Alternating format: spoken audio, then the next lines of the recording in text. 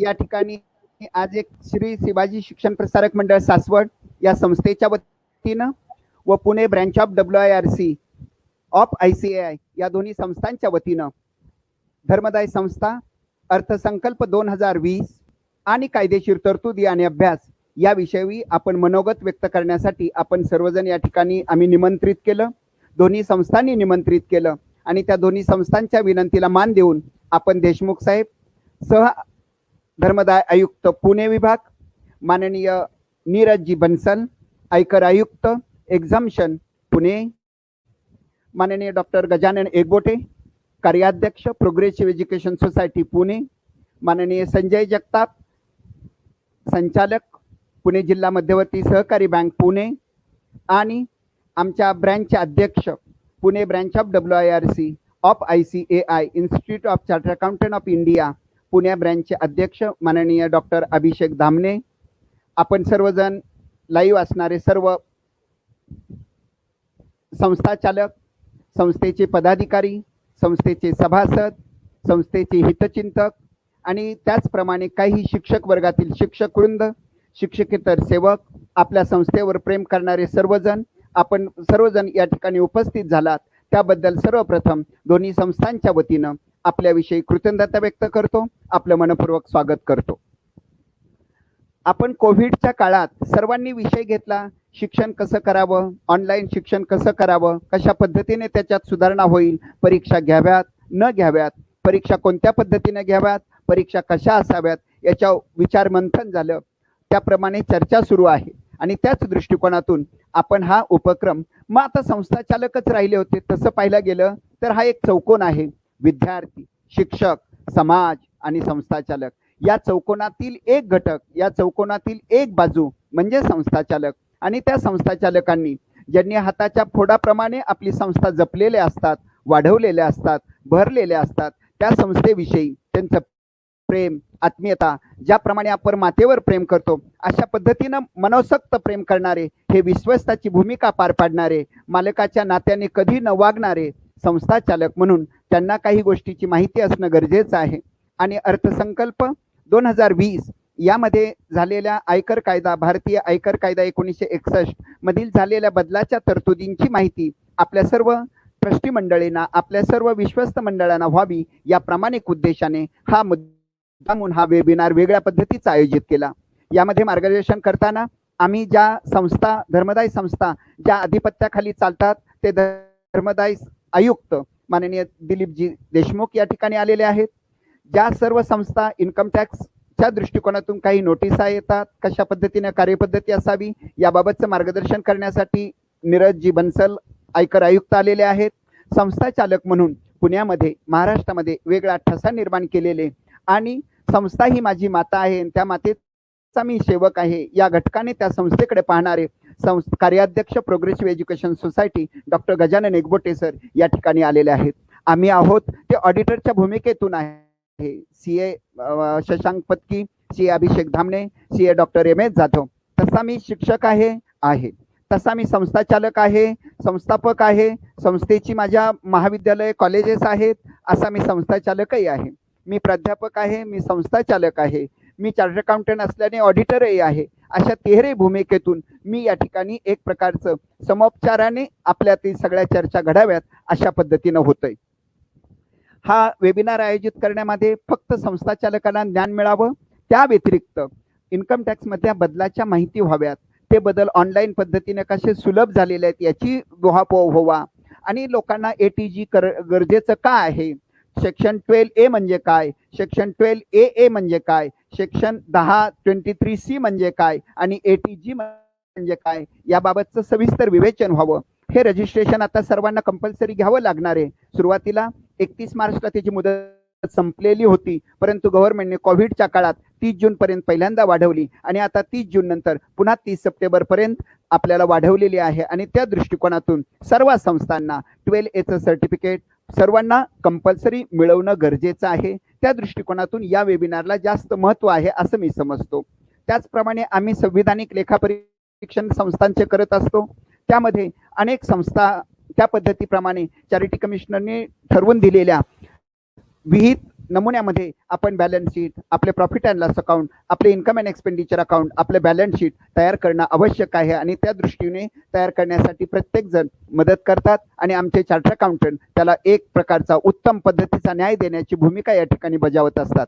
म्हणजे अशा पद्धतीचं हे सर्व घटकांना एकत्र आणून डॉक्टर साहेब सुद्धा याचं कौतुक करतील की संस्था चालक आहेत, संस्थेवर नियमन करणारे चॅरिटी कमिशनरचे प्रमुख आहेत, या ठिकाणी संस्थेला इन्कम टॅक्सच्या दृष्टिकोनातून मार्गदर्शन करणारे आयकर आयुक्त आहेत आणि ऑडिटरच्या भूमिकेतून आणि सीए संस्थेच्या भूमिकेतून काय काय काम करता येईल, कशी भूमिका असली पाहिजे याबाबतचं मार्गदर्शन करण्यासाठी अभिषेक धामणे या ठिकाणी आलेले आहेत.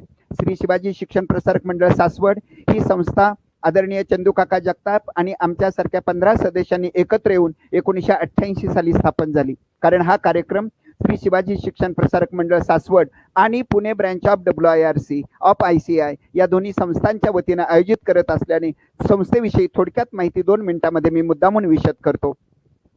संस्थेचं ब्रीदवाक्य आहे, शील घडवते तेच खरे शिक्षण आणि त्या दृष्टिकोनातून 1988 पासून श्री शिवाजी शिक्षण प्रसारक मंडळ सासवड आदरणीय कैलासवासी चंदूकाका जगताप यांच्या नेतृत्वाखाली संस्थेने गेली 30 वर्ष अविरतपणे काम केलेलं आहे.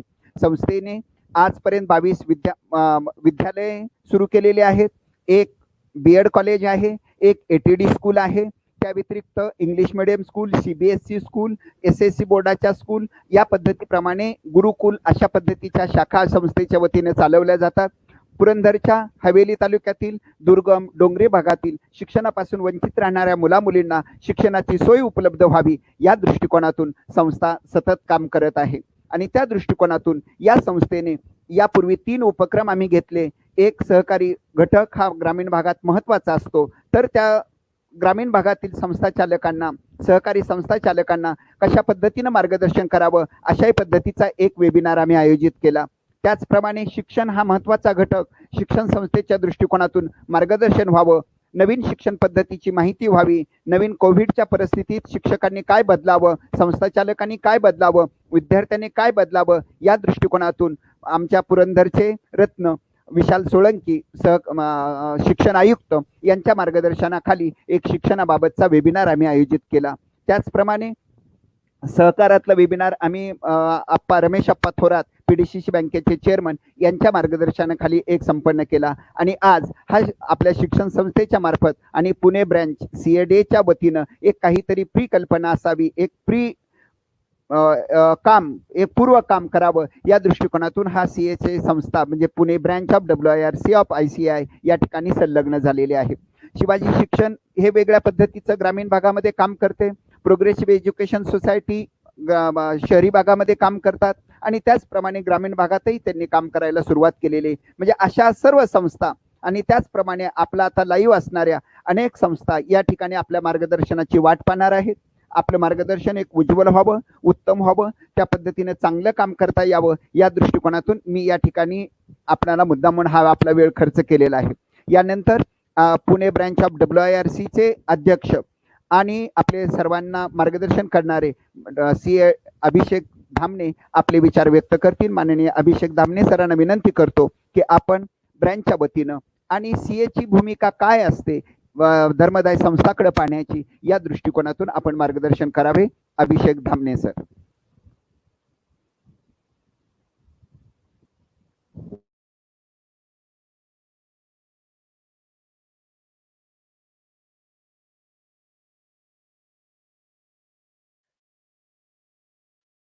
धन्यवाद जाधव सर. स्टुडिओमध्ये उपस्थित सन्माननीय सदस्य आमदार संजयजी जगताप, माननीय संचालक PDCC बँक, आमचे आयकर आयुक्त एक्झम्पशन्सचे माननीय नीरजजी बन्सल, सहधर्मदाय आयुक्त माननीय दिलीपजी देशमुख, डॉक्टर साहेब गजाननजी एकबोटे, कार्याध्यक्ष प्रोग्रेसिव्ह एज्युकेशन सोसायटी आणि ट्रस्ट, रिलिजियस ट्रस्ट एज्युकेशन इन्स्टिट्यूशनचा गाढा अभ्यास असणारे आमचे स्नेही शशांकजी पत्की सर आणि या कार्यक्रमाचे कोऑर्डिनेटर आणि शिवाजी शिक्षण प्रसारक संस्थेचे सेक्रेटरी तसेच बोर्ड ऑफ स्टडीज ICI चे मानद सदस्य श्री माननीय MS जाधव सर, उपस्थित इथे सर्व ट्रस्टचे पदाधिकारी, विश्वस्त मंडळी आणि उपस्थित बंधूंनो, मातांनो आणि भगिनींनो, नमस्कार. सर्वप्रथम या कार्यक्रमास आपण पुणे ब्रांच ऑफ WIRC हा कार्यक्रम संयुक्त विद्यमाने करण्यामागे आपण प्रोत्साहन दिल्याबद्दल सगळ्यांचे धन्यवाद. आणि तसेच मला इथे बोलण्याची संधी दिली त्याबद्दल आपले सगळ्यांचे धन्यवाद. मी सर्वप्रथम अशी अपेक्षा करतो, या संकटकाळी आपण कोविडच्या सगळे घरी सुरक्षित आहात आणि तंदुरुस्त आहात. लवकरच ही परिस्थिती सुधरेल अशी ईश्वर चरणी प्रार्थना करतो. जसं जाधव सरांनी शिवाजी शिक्षण प्रसारक मंडळासंदर्भात माहिती दिली, तसे मी 2 मिनिटं ICAI आणि Pune branch of WIRC of ICAI संदर्भात माहिती देतो आणि मग विषयाकडे वळतो. Institute of chartered accountants of India 1 जुलै 1949 रोजी स्थापन झाली. आम्ही 1 जुलै 2020 ला आता 71 वर्ष पूर्ण करत आहोत. Institute of chartered accountant of India याची स्थापना CA प्रोफेशन रेग्युलेट करण्यासाठी झालेली आहे. पुणे ब्रांच ही 1962 साली स्थापन झाली. आता 58 वर्ष पूर्ण होणार आहेत. सध्या पुण्यामध्ये 10,000 चार्टर्ड अकाउंटंट्स कार्यरत आहेत. तसेच 20,000 स्टुडंट्स पुण्यात शिक्षण घेत आहेत. 1 जुलै 2020 CA फाउंडेशन डे आहे. 71 वर्ष आम्ही पूर्ण करत आहोत. त्या संदर्भात आम्ही वेगवेगळ्या प्रकारचे शैक्षणिक तसेच सामाजिक कार्यक्रम घेत असतो नेहमीप्रमाणे. आणि आजच्या ह्या सहभागामागे या CA फाउंडेशन डेचा एक भाग आहे. सर्वप्रथम मी हा कार्यक्रम जो ऑर्गनाइज केलेला आहे, हा अतिशय उत्तम वेळेस ऑर्गनाइज केलेला आहे. यासाठी मी आपले मनपूर्वक आभार मानतो आणि अभिनंदन पण करतो. आपल्यामध्ये नीरजजी बन्सल, दिलीपजी देशमुख आणि पत्की साहेब यासारखे गाढा अभ्यास असणारे सगळे मंडळी आहेत.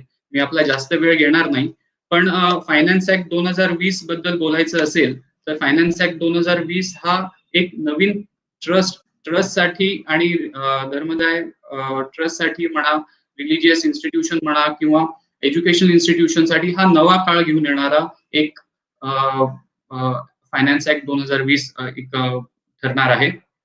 सध्याच्या प्रोव्हिजन्स आपण बघता तर काही संस्था इन्कम टॅक्स रिटर्न भरण्यासाठी किंवा आपल्या चॅरिटी कमिशनर साहेबांकडे रिटर्न भरण्यासाठी टाळाटाळ करतात किंवा दिरंगाई करतात.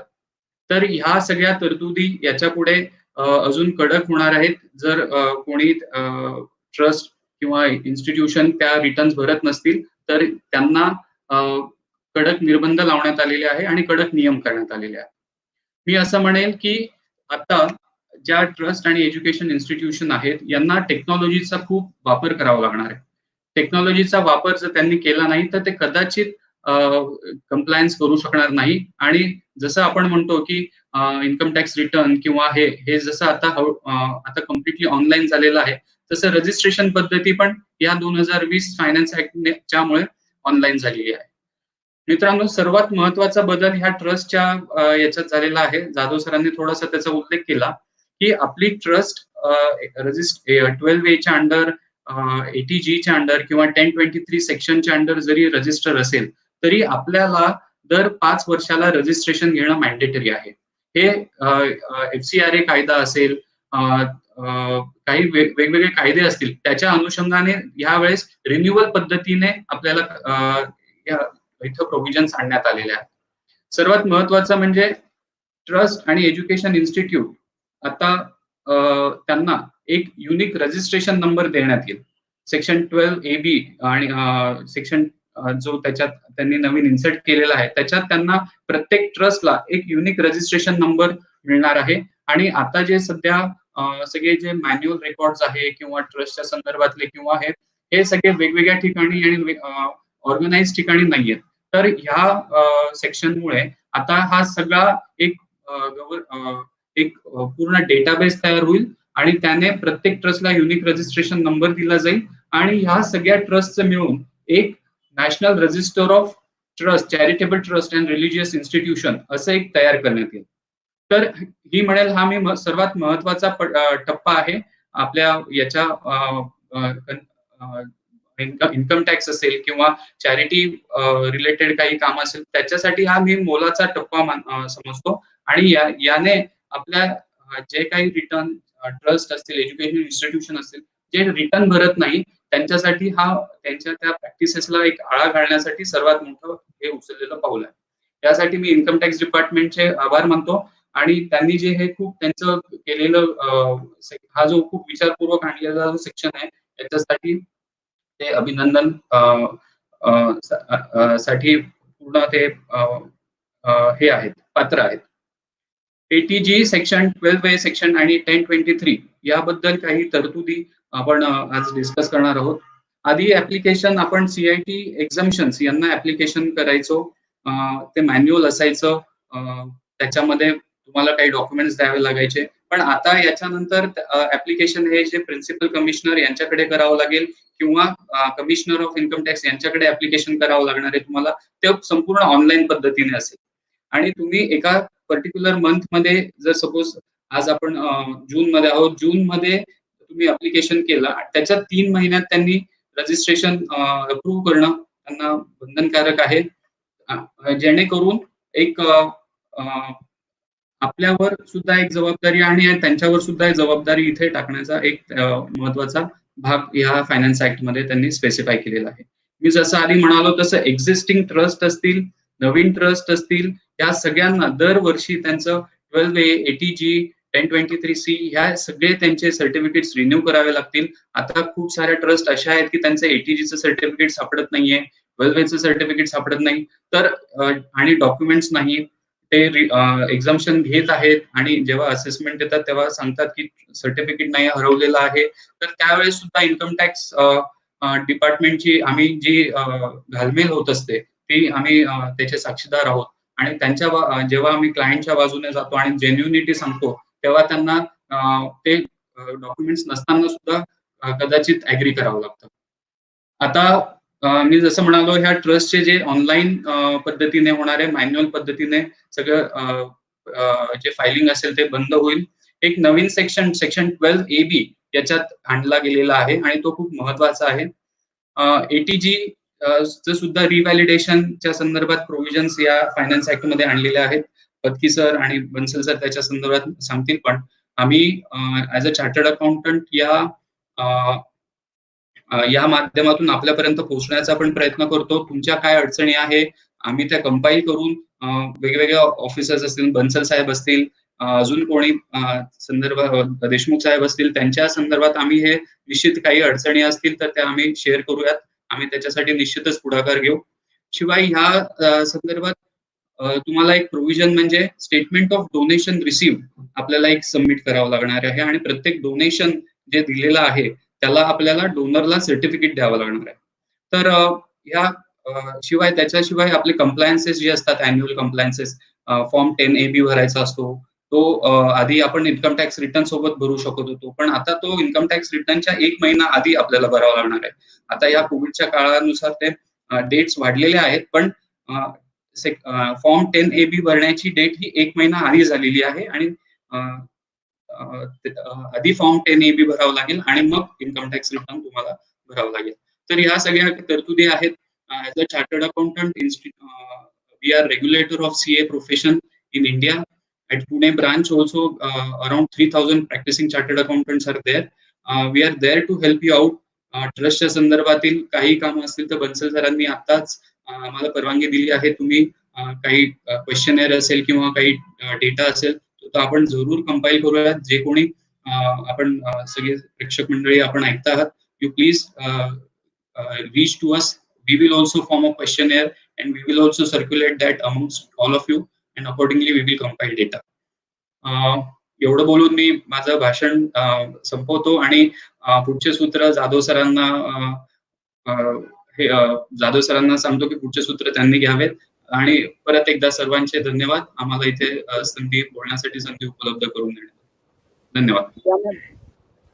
यानंतर माननीय नीरजजी बन्सल आपले विचार व्यक्त करणार आहेत. नीरजजी Bansal union public service commission 1984च्या बॅचचे IRS आहेत. BSc LLB ह्या पदव्या त्यांच्याजवळ आहेत. गेली 26 वर्षाचा त्यांच्या बरोबर अनुभव आहे. 2014 ते 2019 या काळात ते डेप्युटेशनवर ministry of shipping as a deputy chairman of Jawaharlal Nehru port ट्रस्टला होते आणि 2020 पासून ते कमिशनर इन्कम टॅक्स एक्झम्पशनला आपल्याकडे या ठिकाणी आहेत. तर या ठिकाणी बन्सल साहेब एक धडाडीचा अधिकारी, लोकांना ट्रस्ट हा एक आपला भाऊ आहे या दृष्टिकोनातून त्यांची नजर आहे आणि त्या दृष्टिकोनातून ते आपल्याला मार्गदर्शन करत असतात. तर मी बन्सल साहेबांना विनंती करतो की आपण हिंदीमध्ये बोलणार आहात. आम्हा सर्वांना, आपले जे पार्टिसिपेंट आहेत त्या सर्वांना हिंदी समजेल, काही अडचण येणार नाही. आणि तुम्हाला असं वाटलं एखादा शब्द मराठीत बोलायचा आहे, आम्हाला नमस्कार हा शब्द मराठीत नक्कीच आवडेल. त्यामुळे मी आता आपण सर्वांच्या वतीनं नीरजजी बन्सल साहेबांना विनंती करतो की तुमचा बराचसाच भाग अभिषेक धामणे सरांनी उरकून घेतलेला आहे, पण तरी सुद्धा you assume last many years you are in the department, you know the problems, you know the solutions. त्या दृष्टिकोनातून आमच्याकडे पहा. संस्था चालक आहेत, आम्ही विश्वस्त म्हणून आमची भूमिका पार पाडतो, आम्ही कधीही मालक म्हणून वागत नाही. त्या दृष्टिकोनातून आम्हा विश्वस्तांना आपण मार्गदर्शन करावे. माननीय नीरजजी Bansal, over to you sir. धन्यवाद जादव साहब. और मैं स्क्रीन पे बहुत प्रोमिनेंट लोगों को देख रहा हूँ. संजय जगताप जी हैं, अभिषेक भाई हैं, दिलीप देशमुख भाई हैं, एक बोटे साहब हैं, तो सबको मेरा प्रणाम. देखिए, आप जो पूरा स्कीम ऑफ एग्जम्पशन है, मैं इस पूरे चैप्टर को 2 पार्ट में बांटता हूँ. एक पार्ट है कि जो नई अमेंडमेंट आई है इनकम टैक्स एक्ट में, उनके बारे में हमें बहुत चिंतित होना पड़ेगा, बिकॉज होलसम चेंज हुआ है.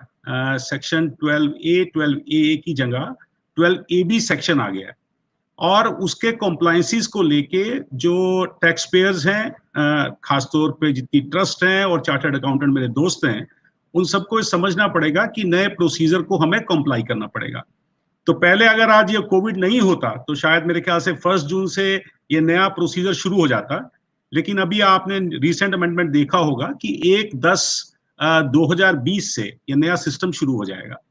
इस नए सिस्टम के अंदर जितने भी ट्रस्ट हैं जो पहले से रजिस्टर्ड हैं, उनको दोबारा से अप्लाई करना पड़ेगा. It will remain on a autopilot mode कि आप अप्लाई करेंगे और इमीडिएटली डिपार्टमेंट उसको रिकॉग्नाइज करेगा. और ये 5 साल के लिए रहेगा. 5 साल के बाद आपको दोबारा से अप्लाई करना पड़ेगा, डिपार्टमेंट दोबारा से रिवैलिडेट करेगा. और जो नई ट्रस्ट हैं या जो पेंडिंग है, जिनके केस डिपार्टमेंट के पास, खासतौर पे मेरे ऑफिस के पास, जिनमें हमने एग्जम्पशन अभी तक ग्रांट नहीं किया है, उनको नए स्कीम में शिफ्ट करेंगे और स्कीम के अंदर प्रोविजनल रिकॉग्निशन रजिस्ट्रेशन होगा. वो 3 साल के लिए वैलिड होगा. 3 साल के बाद आपको दोबारा डिपार्टमेंट को आके अप्लाई करना पड़ेगा और अगली बार जब मिलेगा तो 5 साल के लिए मिलेगा. तो ये नया जो पूरा चेंज हुआ है सिस्टम, इसका पर्पस सिर्फ एक है कि नेशनल लेवल पे डाटा क्रिएट किया जाए चैरिटेबल इंस्टीट्यूशंस का. आज की डेट के अंदर मैं बहुत सारे केस देखता हूं जिसके अंदर ट्रस्ट ये चीज फेस कर रही है कि उनके पास रजिस्ट्रेशन सर्टिफिकेट मिसप्लेस हो गया है और वो बार बार कोर्ट में जाके प्लीड कर रहे हैं या हमें आके प्लीड कर रहे हैं कि आप हमें नया सर्टिफिकेट इशू करें, क्योंकि पहले मैनुअल होता था. रजिस्टर डॉक्यूमेंट्स ट्रेस करने की करना बड़ा मुश्किल हो रहा है. तो ये सब चीजें खत्म हो जाएंगी क्योंकि एक नेशनल डाटा बन जाएगा और आपको कभी कोई दिक्कत नहीं आएगी. जब भी ये काम आपको कभी लगता है कि डॉक्यूमेंट मिसप्लेस्ड है, नंबर का दिक्कत है, इट विल सिमिलर टू पैन काइंड ऑफ परमानेंट अकाउंट का सिस्टम हो जाएगा. तो इसको नए सिस्टम को 1/10 से इंप्लीमेंट होना है, तो probably we have to gear up for that. लेकिन अभी जो नई क्लैरिफिकेशन आई है उसमें 1/7 से लेके 30/9 तक का जो पीरियड है उसमें पुराना सिस्टम कैरी चलता रहेगा, जिसमें कमिश्नर एग्जम्पशन अप्रूवल देते रहेंगे रजिस्ट्रेशन की, ATG की. तो पहला तो ये समझ लें. और दूसरा मैं बात करना चाहूंगा, जो प्रेजेंट सिस्टम में ट्रस्ट को रजिस्ट्रेशन के टाइम पे दिक्कत आती है. मैं पिछले 4-5 महीने से काम देख रहा हूं और जो मेरा अपना एक्सपीरियंस है उसमें कुछ तकलीफें हैं जिसके अंदर आप भी देखें उसको कैसे सुधार सकते हैं ताकि रजिस्ट्रेशन का प्रोसेस फास्टर हो पाए. देखिए, डिपार्टमेंट पिछले कई सालों से कोशिश कर रहा है कि डिजिटाइज्ड सिस्टम हो जाए जिसमें चार्टर्ड अकाउंटेंट को, टैक्स पेयर को डिपार्टमेंट में ना आना पड़े, हर चीज ऑनलाइन हो जाए. तो एग्जम्पशन के अंदर ITBA प्लेटफॉर्म के ऊपर आप 12A के लिए अप्लाई करते हैं, right. So the moment you apply, the application reaches my office, उसके बाद एक स्टैंडर्ड क्वेश्चनर है, ठीक है। वो स्टैंडर्ड क्वेश्चनर हम एग्जाम्पशन सीक करने वाली एंटिटीज को भेजते हैं। यहां पे प्रॉब्लम शुरू होता है, क्योंकि जो मेरा एक्सपीरियंस है उसमें यह है कि करीब 80% जो केस हैं, बल्कि 80 से ज्यादा बोलना चाहिए मुझे, उनमें डेफिशिएंसी रहती है। तो probably due care is not taken while submitted regarding that standard questionnaire. मैं आपसे दरखास्त ये करूंगा कि आप उस पर ध्यान दें। ऐसा मत समझें कि कोई भी क्वेश्चन जो सा है वो इंपॉर्टेंट नहीं है, क्योंकि ये स्टैंडर्ड क्वेश्चनर है तो उसको आप फॉलो करें, का जवाब दें, उसको अपलोड करें। Most of the returns application rejected for insufficient data और इनकम्प्लीट इंफॉर्मेशन। अगर ये आप करना शुरू करेंगे तो मेरे ख्याल से रजिस्ट्रेशन का प्रोसेस बढ़ जाएगा। हमारे यहाँ दिक्कत ये है कि हर महीने करीब 400 450 आती है रजिस्ट्रेशन के लिए, और इनमें से बहुत सारी रिपीटेटिव है। रेपिटेटिव होने के कारण हमें वर्कलोड इतना बढ़ जाता है कि हम बिल्कुल 11-12 के ऊपर प्रोसेस देखने लगते हैं।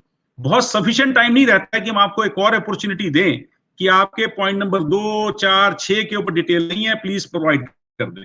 जबकि आप देख रहे होंगे पिछले कुछ महीनों से हम आपको दोबारा से अपॉर्चुनिटी दे रहे हैं, हम रिमाइंडर भेजते हैं, हम स्पेसिफिक पॉइंट रेज कर रहे हैं कि आपकी इंफॉर्मेशन इस पॉइंट पे नहीं आई।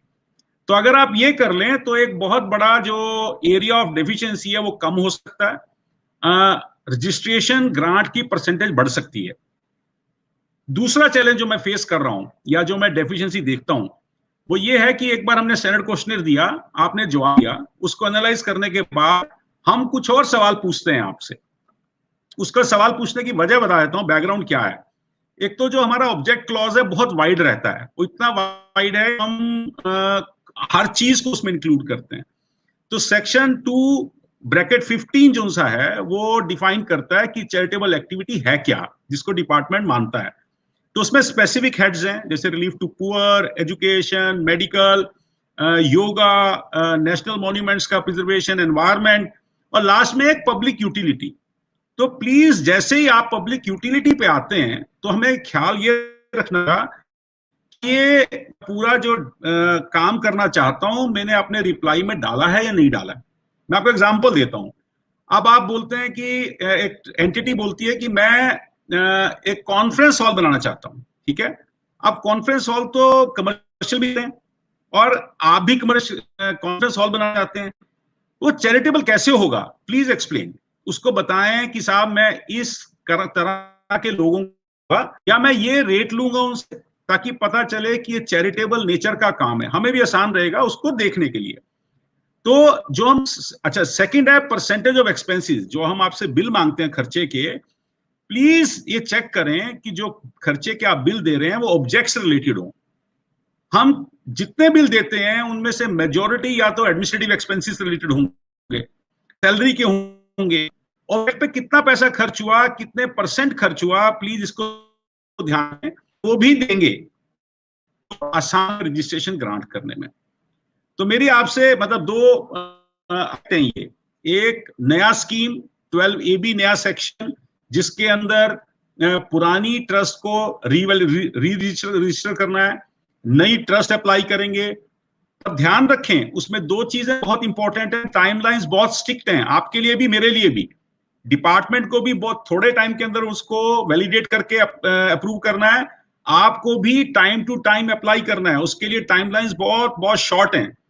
और एक जैसा अभिषेक ने इशू रेज किया था कि जो ATG के मैटर्स हैं उसमें आपको एनुअल डोनर स्टेटमेंट साथ में देनी पड़ेगी, ठीक है। तो उसकी मैचिंग के बाद ही जो एग्जम्पशन है वो मिलेगा, सो ये ध्यान में रखें। और जो प्रेजेंट का स्कीम चल रहा है उसमें हमें ध्यान ये रखना है, जो अगले 2-2.5 महीने हैं, मेरी कोशिश ये चल रही है कि कोविड के कारण हम मार्च के बाद से, फरवरी के बाद से रादर 12A की रजिस्ट्रेशन के सर्टिफिकेट नहीं इशू कर पाए हैं। लेकिन अब मेरी पूरी टीम काम कर रही है, बीच में there was some problem with the staff also relating to covid, लेकिन वी आर गियर्ड अप कि अगले 15-20 दिनों के अंदर हम जो पेंडिंग केसेस हैं उनको निपटा दें, ठीक है। तो जितनी एप्लीकेशन पड़ी है, और आप देखें कि आपके अगले 2 महीने में you have to be little careful कि जो इंफॉर्मेशन आपने फाइल की उसको चेक कर लें, क्या पॉइंट वाइज रिप्लाई चला गया है, और जो हम स्पेसिफिक क्वेश्चन भेजते हैं, क्वेश्चनर भेजते हैं, उसका जवाब आप फाइल कर दें, सो दैट मेरिट के ऊपर 12A सर्टिफिकेशन की बात हम रजिस्ट्रेशन ग्रांट करें आपको, बेशक वो 12A हो बेशक 80G हो। तो दोनों के लिए you will not find any difficulty, because ITBA platform के ऊपर आपको ऑनलाइन सब कुछ अप्लाई करना है। एक दूसरा चैलेंज, अगर आप जितनी भी ट्रस्ट हैं, जितने भी चार्टर्ड अकाउंटेंट आप ऑब्जर्व करते होंगे कि बहुत ज्यादा डिमांड ट्रस्ट के केस में रेज हुई है 143(1) के अंदर। तो ये ऑल इंडिया फिनोमिना है, और प्रॉब्लम उसकी ये हो रही है कि जब भी हम रिटर्न भरते हैं हम बहुत सारे कॉलम्स को या तो इग्नोर कर देते हैं या उसमें डमी डाटा फीड कर देते हैं। उस डमी डाटा फीड करने के लिए या उसको इग्नोर करने के कारण CPC, because a computer system that adds, या तो पूरी की पूरी रिसीट को टैक्स कर देता है या आपके सेक्शन 11 के क्लेम को रिजेक्ट कर देता है। इसी तरह से आप रिटर्न आपने टाइम पे भरी, लेकिन आपने 10B या 10 का या 9A का जो ऑडिट रिपोर्ट है, फॉर्म है, वो अपलोड टाइम पे नहीं किया, तो पूरी की पूरी एग्जामिशन डिनाई कर देते हैं आपको। असेसमेंट ईयर 16-17 से this has been made mandatory that you have to upload the audit report after the filing of the return, at the time of filing of the return. आप उसको time पे file नहीं किए हैं, इस कारण exemption has been denied in majority of cases. पिछले करीब 5-6 महीने में हम करीब 3000 करोड़ रुपए की डिमांड को रेक्टिफाई कर चुके हैं 154 में। लेकिन अभी भी जब मैं एक 1 अप्रैल का डाटा देखता हूं तो करीब 4700 करोड़ की डिमांड है आउटस्टैंडिंग ट्रस्ट के खिलाफ, और अब इन्हें 4-5 महीनों में फिर से 660 करोड़ की डिमांड रेज हो गई है। 10B के बहुत केस है मेरे पास जिसमें लोगों ने अप्लाई किया है। अगर मैं डाटा आपसे शेयर करूं तो मेरे पास करीब 450 एप्लीकेशंस पेंडिंग है 10B कंडोनेशन के लिए। आपने देखा होगा CBDT बहुत प्रो एक्टिवली इस पे काम कर रही है, बहुत सारे सर्कुलर ने इशू किए, बेशक वो डिले कंडोनेशन का हो। 18-19 असेसमेंट ईयर से 365 दिन के अंदर अगर आप फाइल करते हैं, उन्होंने बोला इसको एग्जाम्प्ट करिए, उसको आप कंडोन करिए। लेकिन उसमें एक चैलेंज है कि CIT को सेटिस्फाई होना है कि आपके पास बोनाफाइड रीजन था और मेरिट पे मुझे डिसाइड करना है केस। तो मैं जो डेफिशिएंसी देख रहा हूं इन पूरे, मैं 450 केस का जो नंबर मैंने आपसे शेयर किया, उसमें से मैं 285 केसेस के अंदर कंडोनेशन का ऑर्डर पास कर चुका हूं। डिस्पाइट दिस लॉकडाउन पूरा स्टाफ आता रहा है और वो इस काम को अंजाम देता रहा है। मेरे ख्याल से बहुत सारे लोगों को, बहुत सारे टैक्स पेयर्स को और चार्टर्ड अकाउंटेंट्स को मेरे ऑफिसर भी फोन कर रहे होंगे कि भैया ये डिटेल चाहिए, ये डिटेल चाहिए। वो कोशिश क्यों है, कई केसेस में कंडोनेशन की एप्लीकेशन ही नहीं है। There is a demand in the name of a trust, पर चार्टर्ड अकाउंटेंट या इंस्टीट्यूट ने हमारे पास कंडोनेशन के लिए या रेक्टिफिकेशन के लिए एप्लीकेशन नहीं डाली है। कई केस ऐसे हैं जिनमें कंडोनेशन के लिए एप्लीकेशन डाली है पर रीजन नहीं बताया। रीजन के बिना मैं कैसे एज्यूम करूं कि ये मेरिट पे बनता है केस? तो आपको अपना केस मेरिट पे कंटेस्ट करना है, आपको रीजन लिखना है कि किस कारण से 10B टाइम पे फाइल नहीं हो पाया। ठीक है। तीसरा इशू चल रहा है कि 10B का जो डेट है, ऑडिट की जो डेट है, उसका मेरे पास प्रूफ नहीं है, तो उसके कारण ऑडिट रिपोर्ट चाहिए ताकि हम ये सर्टेन कर पाए कि ऑडिट रिपोर्ट आपने रिटर्न फाइल करने से पहले फाइल किया था। तो ये 3-4 डेफिशिएंसीज हैं जिसके कारण हम बाकी केस जो बचे हुए हैं उनमें ऑर्डर नहीं पास कर पाए। मैं फिर आपसे रिपीट करूंगा कि ये जो 285 ऑर्डर में से भी बहुत सारे केसेस में, क्योंकि आपने सब्सिक्वेंट इंफॉर्मेशन फाइल की है,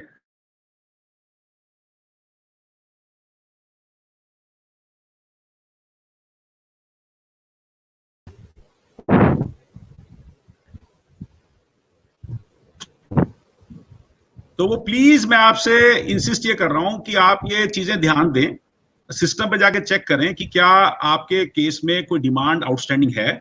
अगर डिमांड आउटस्टैंडिंग है तो please reach out to your assessing officer, उसको फाइंड आउट करें। 143(1) की जो डिमांड्स हैं उनको हमें प्रोएक्टिवली, क्योंकि ये पीरियड ऐसा है जिसके अंदर असेसमेंट्स नहीं चल रही हैं, डिपार्टमेंट के ऑफिसर्स रिलेटिवली फ्री हैं, तो हम कोशिश कर सकते हैं कि इस टाइम पे इन चीजों को खत्म कर लें, आपका बैकलॉग नहीं रहे, आपको बिना बात का कोई डिमांड नोटिस ना आए, कोई अटैचमेंट की बात ना करे, because nobody wants to talk about recovery at this point of time.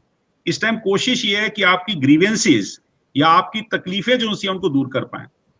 Beach में सीबीडीटी का एक बड़ा इनिशिएटिव था कि हम सब केसेस में जहां पे रिफंड पड़े हैं वो टैक्स पेयर्स को रिफंड दे दें, और उसमें खास फोकस था चैरिटेबल इंस्टीट्यूशंस का, क्योंकि आप लोग कोविड के अंदर बहुत बड़ा समाज की सेवा कर रहे थे।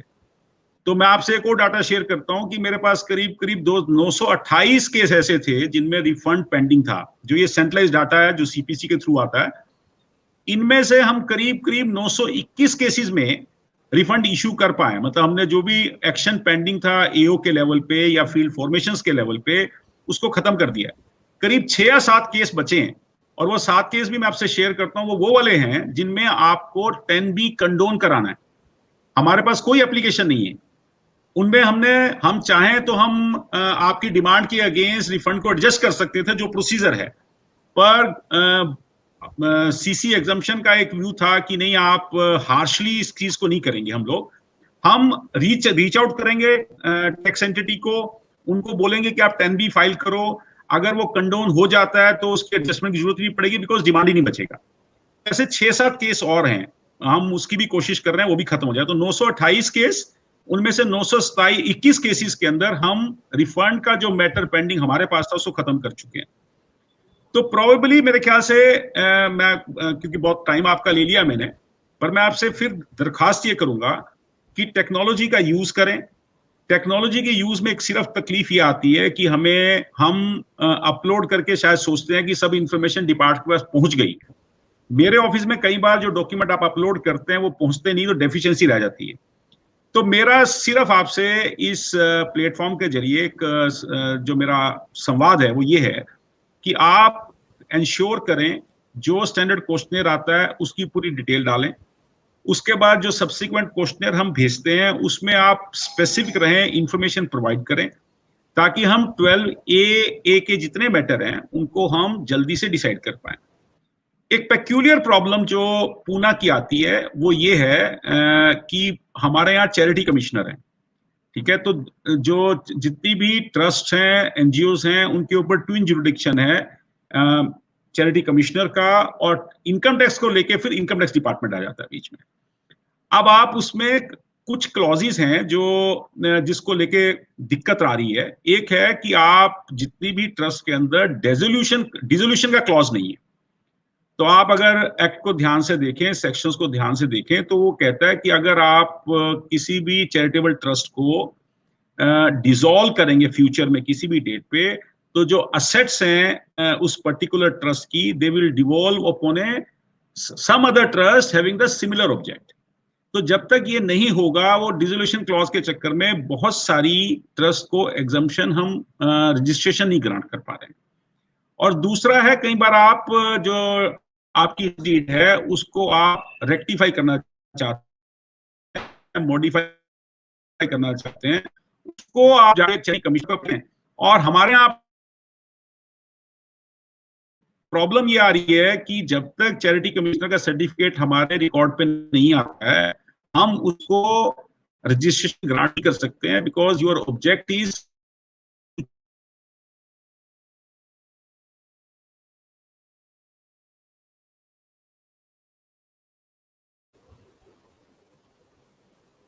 कि अगर आदमी ट्रस्ट को मॉडिफाई करना चाहता है और वो टाइमली हो पाए, तो कम से कम ये दिक्कत खत्म हो जाएगी। क्योंकि अदरवाइज दे आर जो चैरिटेबल इंस्टीट्यूशंस हैं वो एफिडेविट देना चाहती हैं, या वो कहना चाहती हैं साहब मैं अप्लाई किया उसकी कॉपी दे रहा हूं मैं आपको, उससे बात नहीं बन पा रही है। बिकॉज सीएजी का एक बहुत बड़ा ऑब्जेक्शन था इसके ऊपर कि रिकॉर्ड के ऊपर, आपके रिकॉर्ड के ऊपर वो डॉक्यूमेंट नहीं है।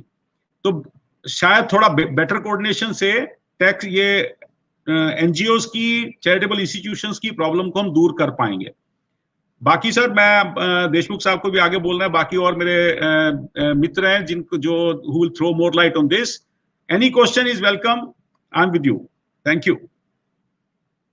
थँक्यू सर, आपलं मनपूर्वक आभार, छान मार्गदर्शन केलं।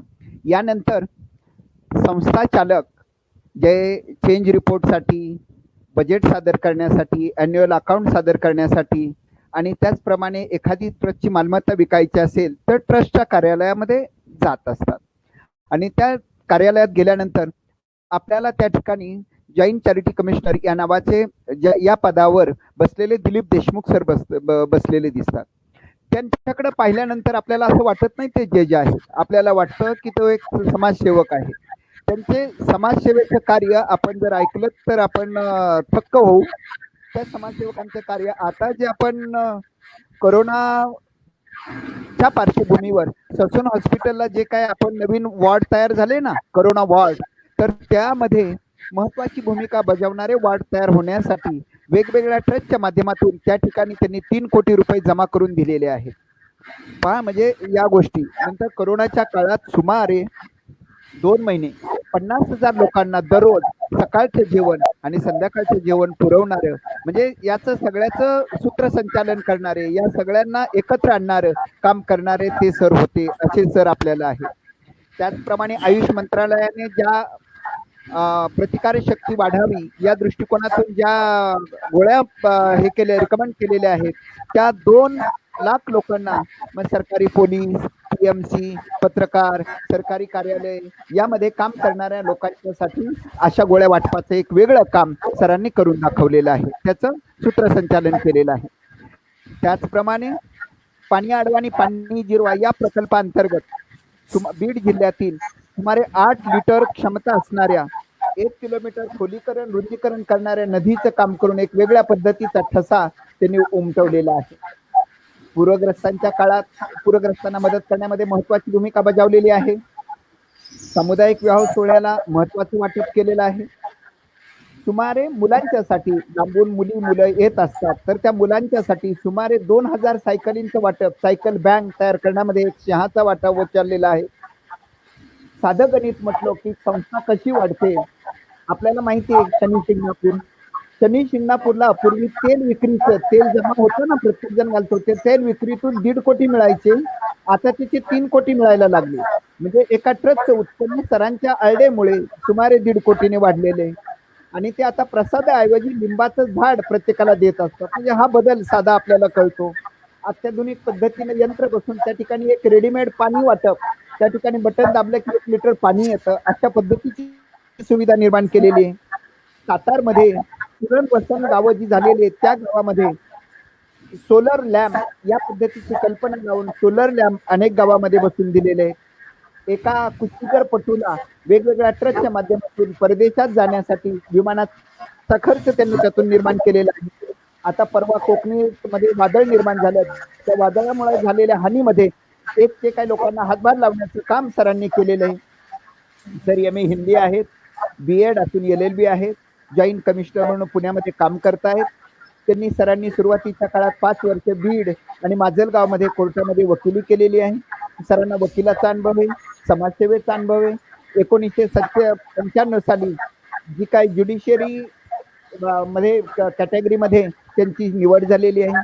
सरांनी स्मॉल कोर्ट जज काम केलेलं आहे, डिस्ट्रिक्ट जज लेवलला काम केलेलं आहे आणि जून 2018 पासून जॉईंट कमिशनर म्हणून सर काम करतायत. एक वेगळ्या पद्धतीचा अधिकारी, एक वेगळ्या पद्धतीचा समाजसेवक, त्याच दृष्टिकोनातून न्यायदानाचे एक वेगळा करणारे अधिकारी आपल्या समोर मार्गदर्शन करतील. माननीय देशमुख साहेबांना विनंती करतो की या सर्व विश्वस्तांना, या सर्व ट्रस्टची भूमिका पार पाडणाऱ्या सर्व विश्वस्तांना एक वेगळ्या पद्धतीचं मार्गदर्शन आपल्याकडून अपेक्षित आहे. आपण ते मार्गदर्शन करावे अशी मी तुम्हाला नम्र विनंती करतो. माननीय देशमुख साहेब.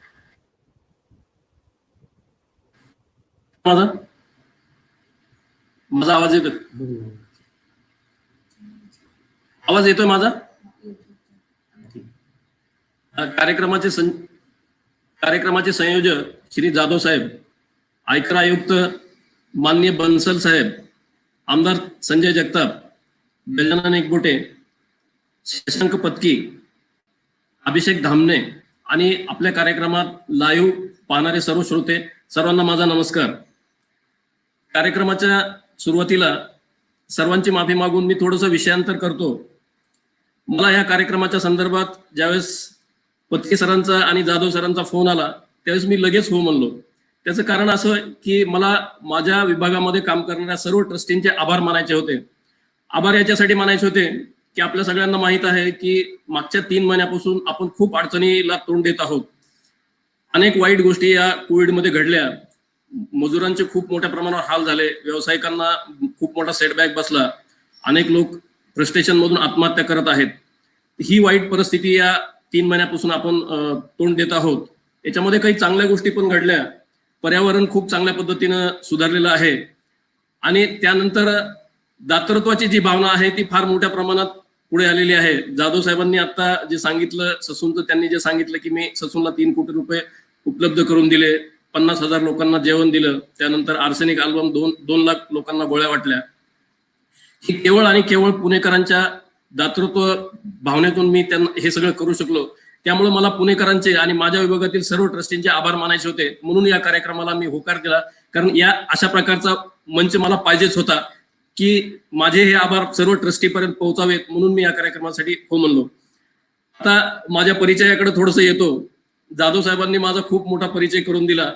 मला पंजाबी लेखिका ज्या आहेत अमृता प्रीतम, त्यांचं एक आत्मचरित्र आहे रशिदी तिकीट नावाचं. रशिदी तिकीट म्हणजे रेव्हेन्यू स्टॅम्प या नावाचं त्यांचं एक आत्मचरित्र आहे. त्यांना ज्ञानपीठ पुरस्कार मिळालेला आहे. त्या आत्मचरित्राची आठवण झाली. ती आठवण याच्यासाठी झाली की रशिदी तिकीट हे नाव थोडंसं वेगळं आहे, युनिक नाव आहे. पत्रकारांनी त्यांना विचारलं की तुम्ही आत्मचरित्राचं नाव रशिदी तिकीट असं का ठेवलं, रेव्हेन्यू स्टॅम्प असं का ठेवलं. त्यावेळेस अमृता प्रीतमांनी जे उत्तर दिलं ते उत्तर मला खूप भावलं. त्यांनी असं सांगितलं की माझ्या आयुष्यामध्ये सांगण्यासारखा मजकूर खूप थोडा आहे की जो मजकूर रशिदी तिकीट रेव्हेन्यू स्टॅम्पची पाठीमागची जी कोरी बाजू असते तेवढ्या बाजूवर तो मजकूर बसू शकेल. एवढ्या मोठ्या ज्ञानपीठ पुरस्कार विजेते लेखिका मध्ये जर एवढा नम्रपणा आहे तर तो नम्रपणा मी का घेऊ नये. मी जे काही मदत पुणेकरांना केली किंवा इथं जे काही मी समाज कार्य करू शकलो ते अगदी एका वाक्यात सांगायचं झालं तर त्याचं सगळं श्रेय मी पुणेकरांना दिलो. पुणेकरांमध्ये दातृत्वाची भावना आहे, सामाजिक जाणीव त्यांच्यामध्ये आहे, त्यामुळे मी एवढं कार्य करू शकलो. त्याबद्दल मी सगळ्यांना धन्यवाद देतो. आणि मग आपल्या मूळ विषयाकडे येतो.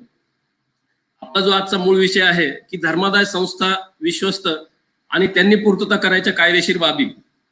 विश्वस्त हा जो शब्द आहे, ह्या विश्वस्त शब्दाची डेफिनेशन ऍक्ट मध्ये दिलेली आहे 217 मध्ये. कायदेशीर बाबीमध्ये मी जात नाही, सोप्या भाषेमध्ये सांगतो.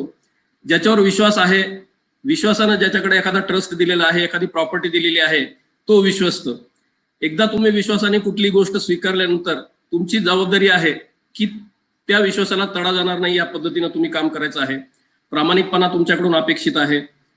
त्याच्यानंतर त्या ट्रस्ट मधल्या पैशातून स्वतःचा तुम्ही स्वार्थ साधला नाही पाहिजे हे तुमच्याकडून अपेक्षित आहे. त्याचप्रमाणे कायदेशीर बाबींची पूर्तता तुम्ही वेळेवर करणं अपेक्षित आहे. त्याच्यामध्ये एक 4-5 गोष्टी आहेत, फार काही कॉम्प्लिकेटेड नाही याच्यामध्ये. पहिली गोष्ट आहे की कुठलाही ट्रस्ट स्थापन केल्यानंतर जर काही कायदेशीर बाबींची पूर्तता तुम्ही करायची आहे तर त्याच्यामध्ये तुम्हाला प्रत्येक वर्षीचं अंदाजपत्रक दाखल करायचे आहे. पुढील वर्षी ट्रस्टला होणारं जे उत्पन्न आहे आणि ट्रस्ट जो काही खर्च करणार आहे, अपेक्षित खर्च जो आहे, त्याचं एक अंदाजपत्रक आमच्याकडे दाखल करायचं आहे. ही पहिला तुम्हाला कंप्लायन्स करायचं आहे. त्यानंतर प्रत्येक वर्षी न चुकता सगळ्यात महत्वाचा विषय जो आहे तो तुमचा ऑडिट रिपोर्ट दाखल करायचा आहे. ऑडिट रिपोर्ट दाखल करणं मेंडेटरी आहे. त्याच्यामध्ये कुठलीही सवलत नाही, ते तुम्ही दाखल केलाच पाहिजे. ऑडिट रिपोर्टच्या संदर्भात मी थोडासा एक गमतीचा भाग सांगतो की ऑडिट रिपोर्ट जर तुम्ही दाखल केला नाही तर 41D प्रमाणे तो ट्रस्टी बरखास्त करण्याची कारवाई ती करू शकतो आम्ही. तर याच्या संदर्भात एक गमतीशीर डिफेन्स माझ्याकडे आत्ताच एका चालू असलेल्या केसमध्ये एका व्यक्तीने घेतला. त्यांनी असं सांगितलं की ऑडिट रिपोर्ट दाखल करणं ही विश्वस्तांची जबाबदारी नाही. मी परत रिपीट करतो, त्यांचा डिफेन्स असा आहे की ऑडिट रिपोर्ट दाखल करणं ही विश्वस्तांची जबाबदारी नाही, हे सीएचं काम आहे. त्यामुळं माझ्या विरुद्ध म्हणजे जे माझ्याकडे प्रकरण चालू आहे त्याच्यामध्ये त्या विश्वासाचा डिफेन्स असा आहे की माझ्या विरुद्ध बरखास्तीची कारवाई करता येत नाही. त्यांनी ह्या गोष्टीचा त्यांनी अतिशय सोयीचा अर्थ लावलेला आहे त्या संबंधित ट्रस्टीनं. असं नाहीये. ऑडिट रिपोर्ट दाखल करण्याची जबाबदारी सीएची जरी असली तरी त्याच्या मागचा जो नंतरचा जो क्लॉज आहे 34A, त्या 34A प्रमाणे विश्वस्तांनीच तो ऑडिट रिपोर्ट दाखल करायचा आहे. आणि ऑडिट रिपोर्ट दाखल केला नाही तर 41D प्रमाणे आम्ही त्या विश्वस्ताला बरखास्त करू शकतो. उदाहरणार्थ लक्षात घ्या तुम्ही की समजा एखाद्या सीएने ऑडिट रिपोर्ट नाही दाखल केला तर सीए विरुद्ध बरखास्तीची कारवाई करण्याचे अधिकार ट्रस्ट ऍक्ट प्रमाणे आम्हाला नाही. त्यामुळं विश्वस्तांना मी परत सांगतो की तुम्ही तुमची जबाबदारी सीएवर ढकलू नका. हा एक भाग आहे त्याच्यातला. त्याच्यानंतर दुसरा जो महत्वाचा जो कंप्लायन्स ट्रस्टींनी करायचा असतो तो आहे म्हणजे बदल अर्ज. तुमच्या घटनेप्रमाणे तुमचा जो ट्रस्टचा जो टेन्युअर आहे ती 1 वर्ष, 3 वर्ष, 5 वर्ष, 10 वर्ष जो काही टेन्युअर असेल त्या टेन्युअर नंतर ट्रस्टी बदलतात. असे ट्रस्टी बदलल्यानंतर बदललेल्या ट्रस्टीचा एक चेंज रिपोर्ट तुम्ही दाखल करणं आवश्यक आहे. टेन्युअर संपायच्या अगोदर सुद्धा काही घटना घडू शकतात. एखादा ट्रस्टी राजीनामा देऊ शकतो, एखादा ट्रस्टीची डेथ होऊ शकते, एखादा ट्रस्टी परदेशात निघून जाऊ शकतो कोर्टाची परवानगी न घेता. अशा परिस्थितीमध्ये त्या ट्रस्टीची जागा इतर ट्रस्टींना भरता येते. अशा वेळेस सुद्धा तुम्हाला चेंज रिपोर्ट दाखल करणं आवश्यक असतं. आणि हा चेंज रिपोर्ट जर दाखल केला नाही तर तो ट्रस्टचा जो कारभार आहे तो व्यवस्थित चालू शकत नाही. त्यामुळे ट्रस्टींना मी सांगतो की ज्या ज्या वेळेस ट्रस्टमध्ये छोटे मोठे काही चेंजेस घडतील, अगदी तुम्ही प्रॉपर्टी विकत घेतली त्याची नोंद शेड्यूल 1 ला घेणं आवश्यक आहे. समजा मंदिर ट्रस्ट आहे, तुमच्याकडे काही सोनं जमा झालं असेल त्याची नोंद शेड्यूलला घेणं आवश्यक आहे. तर या संदर्भात वेळोवेळी तुम्ही चेंज रिपोर्ट दाखल करणं आवश्यक आहे. या गोष्टीची एक सर्वांनी दखल घ्यावी अशी मी सगळ्यांना विनंती करतो. दुसरा एक महत्वाचा विषय आहे की अनेक ट्रस्ट वेळोवेळी ट्रस्टमध्ये सुधारणा करण्यासाठी लोन घेत असतात, कर्ज घेत असतात, बँकांकडून, फायनान्शियल इन्स्टिट्यूट्स कडून लोन घेत असतात. माझ्या असं निदर्शनास आलं की मागे 5 वर्षापूर्वी, 10 वर्षापूर्वी बऱ्याच ट्रस्टींनी कोर्टाची म्हणजे चॅरिटी कमिशनरची परवानगी न घेता लोन घेतलेलं आहे. आता त्याच्यामध्ये एक नवीन क्लॉज आलेला आहे, एक्स पोस्ट फॅक्टो सँक्शन तुम्हाला घेता येतं. पण एक्स पोस्ट फॅक्टो सँक्शनचा जो विषय आहे अतिशय रेअर केसेसमध्ये आम्ही अशा प्रकारचं सँक्शन देतो. रुटीन कोर्समध्ये तुम्ही अशी परवानगी घेणं अत्यंत आवश्यक आहे. परवानगीशिवाय जर तुम्ही लोन घेतलं तर तुमच्यावर कारवाई होऊ शकते. एक्स पोस्ट फॅक्टो सँक्शनचा जो विषय आहे तो रेअर केसेसमध्ये अप्लाय होतो, हे ट्रस्टींनी प्रथम लक्षात घ्यावं. त्यामुळे तुम्हाला कुठल्याही प्रकारचं जर कर्ज घ्यायचं असेल तर तुम्हाला चॅरिटी कमिशनरची परवानगी घेणं बंधनकारक आहे. ती परवानगी घेतल्याशिवाय तुम्ही कृपया लोन घेऊ नका. त्यानंतर दुसरा जो एक विषय आहे, एखादी जमीन तुम्हाला भाड्याने द्यायची आहे, ट्रस्टची जमीन भाड्याने द्यायची आहे, जमिनीची विक्री करायची आहे, तर अशा प्रकरणांमध्ये चॅरिटी कमिशनरची परवानगी अत्यंत आवश्यक आहे. शेत जमिनीसाठी जर समजा तुम्हाला 10 वर्षापेक्षा जास्त कालावधीसाठी जर तुम्हाला भाड्याने द्यायची असेल तर परवानगी आवश्यक आहे. इतर याच्यामध्ये 3 वर्षापेक्षा जास्त जर भाड्याने द्यायची असेल तर चॅरिटी कमिशनरची परवानगी आवश्यक आहे. आणि विक्रीसाठी मात्र परवानगी आवश्यकच आहे. अशी प्रकरणं काही माझ्या निदर्शनास आलेली की खूप थोडे आहेत, 1-2-4 प्रकरणं असतील. चॅरिटी कमिशनरची परवानगी न घेताच ती जमीन विकली आणि नंतर त्यांनी एक्स पोस्ट फॅक्टो सँक्शनसाठी अर्ज दिला. तर कृपया सगळ्यांना माझी विनंती आहे की कृपया तुम्ही असं काही करू नका. चॅरिटी कमिशनरची परवानगी घेतल्यानंतरच तुम्ही जमिनीची विक्री करा. त्यानंतर मी सुरुवातीला जे सांगितलं की ट्रस्टी म्हणजे विश्वासाने तुमच्याकडे ती प्रॉपर्टी दिली आहे, त्या विश्वासाला कुठल्याही प्रकारे जर तडा गेला तर आमच्याकडं 41D नावाचं एक सेक्शन आहे. 41D मध्ये वेगवेगळ्या ज्या कॉन्टिन्जन्सीज आहेत त्या कॉन्टिन्जन्सीमध्ये जर तुम्ही बसलात तर तुमच्या विरुद्ध बरखास्तीची कारवाई करता येते. आपण वर्तमानपत्रात बातम्या वाचलेल्या आहेत, कुठल्या कुठल्या ट्रस्टच्या विरुद्ध काय काय मी ऍक्शन घेतल्या आणि कुठल्या कुठल्या ग्राउंडवर घेतल्या याची सगळ्यांना आपल्याला वर्तमानपत्रातून माहिती झालेलीच आहे. त्यामुळे माझी सगळ्यांना विनंती आहे की कृपया मी ज्या गोष्टी सांगितलेल्या आहेत त्याचा कंप्लायन्स झाल्याशिवाय कुठलीही कारवाई करू नका. बन्सल साहेबांनी त्यांच्या भाषणामध्ये एक मुद्दा उपस्थित केला, मी तो नोट डाऊन केलेला आहे आणि मी त्याचं उत्तर देऊ इच्छितो. त्यांनी असा मुद्दा उपस्थित केलेला आहे की डिझोल्युशनची तरतूद नाहीये, ट्रस्ट डिझोल्युशनची, आणि डिझॉल्व झाला तर त्या ट्रस्टची ऍसेट सारखाच ऑब्जेक्ट असलेल्या दुसऱ्या ट्रस्टला द्यावी. तर बन्सल साहेबांना मी सांगू इच्छितो की आमच्याकडे डिझोल्युशनची प्रोव्हिजन आहे.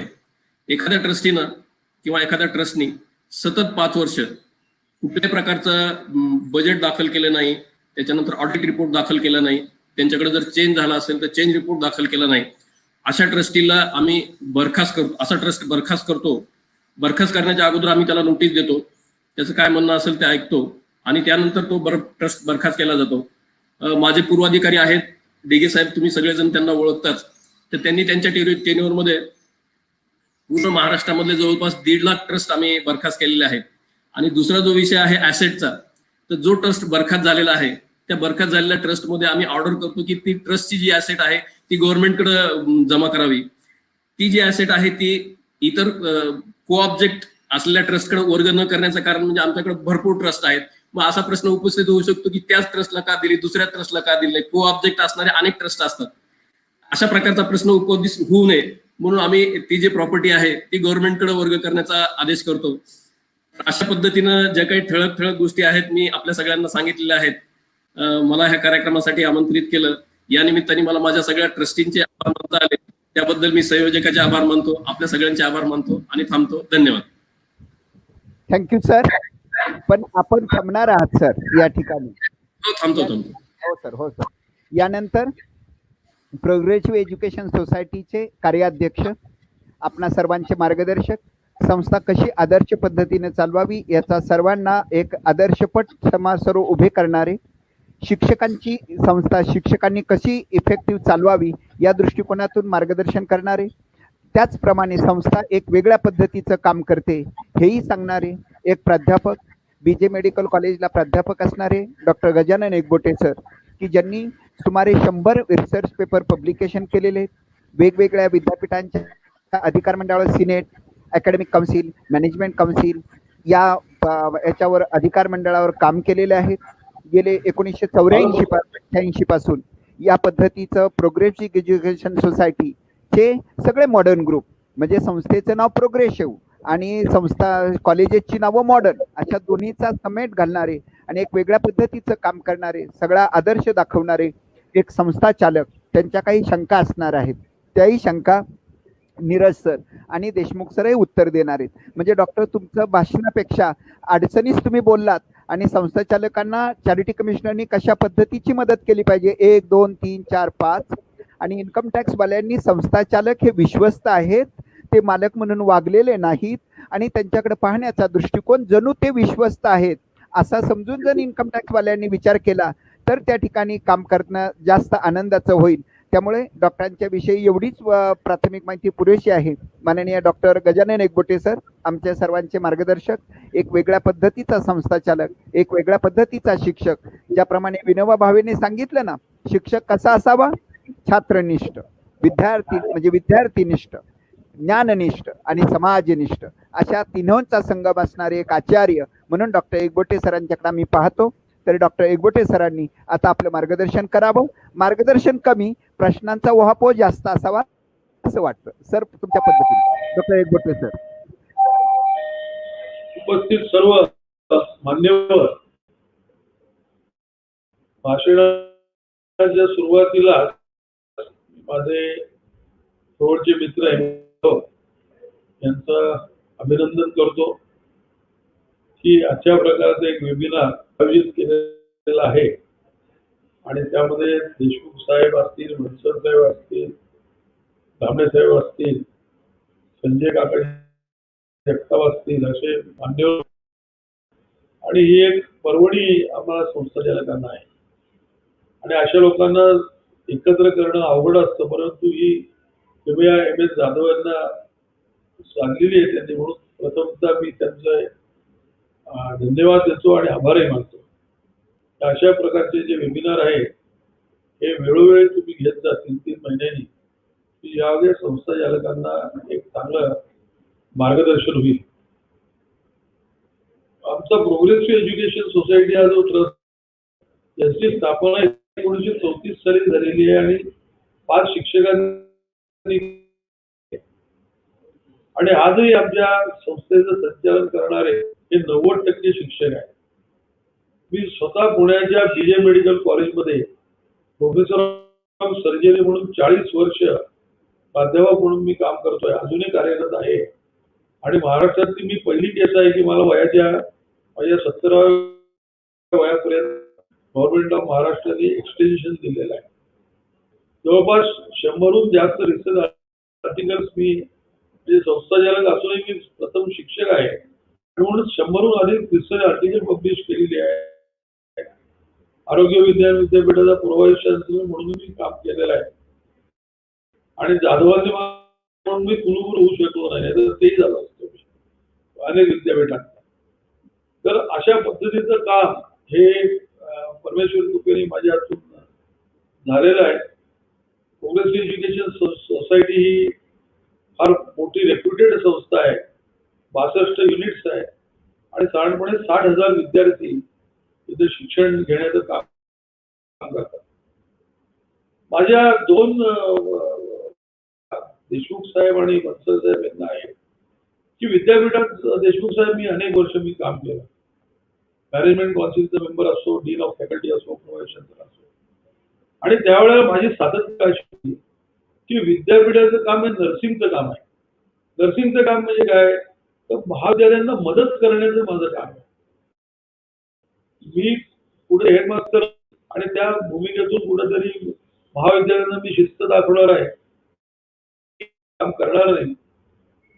त्यांना प्रथमतः नीट उजारून आपण समजून सांगू आणि एवढं महाविद्यालय ऐकत नसतील तर त्यांच्यावर पुढची कारवाई करायला विद्यापीठ कायद्याप्रमाणे खूप प्रोविजन्स आहे. देशमुख साहेब, मला आपल्याला अभिमानाने सांगायचं आहे की पुण्यामध्ये फार मोठ्या जुन्या शिक्षण संस्था आहेत आणि या शिक्षण संस्थेचे जे काही ट्रस्टी लोक आहेत ते आपण मगाशी म्हणला त्याप्रमाणे कुठलाही फायदा न घेता केवळ स्वतःच्या व्यवसायातला वेळ खर्च करून हे ट्रस्टचं काम करीत आहे. उदाहरणार्थ माझं स्वतःच मी शिक्षण क्षेत्रात शिरलो नसतो तर माझं स्वतःच 150 बेडचं मी हॉस्पिटल सुरू करू शकलो असतो. आज 8 बेडचंच माझं नर्सिंग होम आहे स्वतः. परंतु एक वडिलांनी दिलेले आदेश आणि माझे गुरुवार्यांनी दिलेले आदेश त्याचं पालन करून मी या शिक्षण क्षेत्रामध्ये गेले 38 वर्ष मी काम करत आहे. असे अनेक शिक्षण क्षेत्रात काम करणारे ट्रस्टी हे पुणे शहरात आहेत. अतिशय निस्वार्थ भावनेने काम आणि खूप मोठ्या मोठ्या संस्था आहेत. डेक्कन एज्युकेशन सोसायटी लोकमान्य टिळकांनी चालू केलेली आहे. रयत शिक्षण संस्था कर्मवीर भाऊराव पाटलांनी चालू केलेली आहे. पुणे जिल्हा शिक्षण मंडळ घोलप साहेबांनी चालू केलेली आहे. ते स्वतः शिक्षक होते. अशी अनेक परंपरा, मोठी परंपरा असलेल्या शिक्षण संस्था या पुण्यामध्ये कार्यरत आहेत आणि म्हणून प्रत्येक शिक्षण संस्थेचा हा संस्थाचालक हा कुठेतरी फायद्यासाठी काम करतोय अशी जर का आपली नसेल तर आपल्या कार्यालयातली कोणाची भूमिका असेल तर ती बदलावी लागेल. या आपण हे ट्रस्ट जवळून काम पाहिलं तर मला असं वाटतं की आपल्या जे सबऑर्डिनेट लोक आहेत, इन्स्पेक्टर्स असतात, बऱ्याच वेळेला काही वेळेला कोणीतरी खोटे नाटे अर्ज करतात संस्थांच्या विरोधात आणि त्यांची इन्क्वायरी करण्यासाठी आमच्याकडे येतात आणि प्रत्येकाला असं दूषित नजरेने ते आमच्याकडे पाहत असतात की संस्थाच्या काहीतरी 5 कोटीचा 50 कोटीचा मोठा बंगला आहे, 5 मर्सिडीज कार येऊन बघा. आम्ही जाऊ तुमच्यासारखं इन्स्पेक्टर आले पण तुमच्यासारखं मी भाजी भाकरी आणि पोळी भाजी खातो बाकी आणि 5 गाड्याने माझ्या स्वतःच्या खर्चाने माझ्या प्रॅक्टिस मध्ये पाणी करून मी पैसे कमवून माझी स्वतः आणि माझं स्वतःचं निवासस्थान मी केलेलं आहे. नया संस्था आमच्या संस्थेचा मी घेतलेला नाही. अशा प्रकारे संस्था ज्या चांगल्या काम करतात समाजामध्ये त्यांना मदत करणं हे इन्कम टॅक्सचे जे अधिकारी आहेत आणि चॅरिटी कमिशन ऑफिस मधले अधिकारी आहेत त्यांचं फार मोठं कर्तव्य असं की आता या शिक्षण संस्थांचं कोविड सिच्युएशन मध्ये इतकं काम डिफिकल्ट झालेलं आहे की ऑफलाईन एज्युकेशन नाही, सगळं ऑनलाईन एज्युकेशन आहे आणि ऑनलाईन एज्युकेशन मध्ये आम्हाला ऑनलाईन शिक्षणासाठी प्रचंड खर्च इन्फ्रास्ट्रक्चर बिल्टअप करण्यासाठी हा करावा लागणार आहे.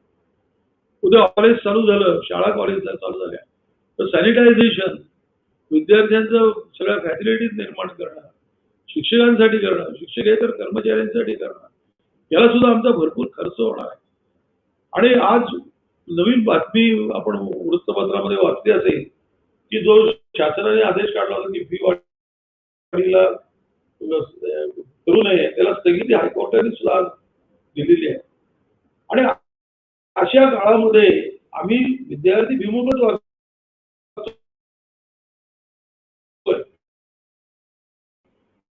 मी तर तुम्ही विद्यार्थी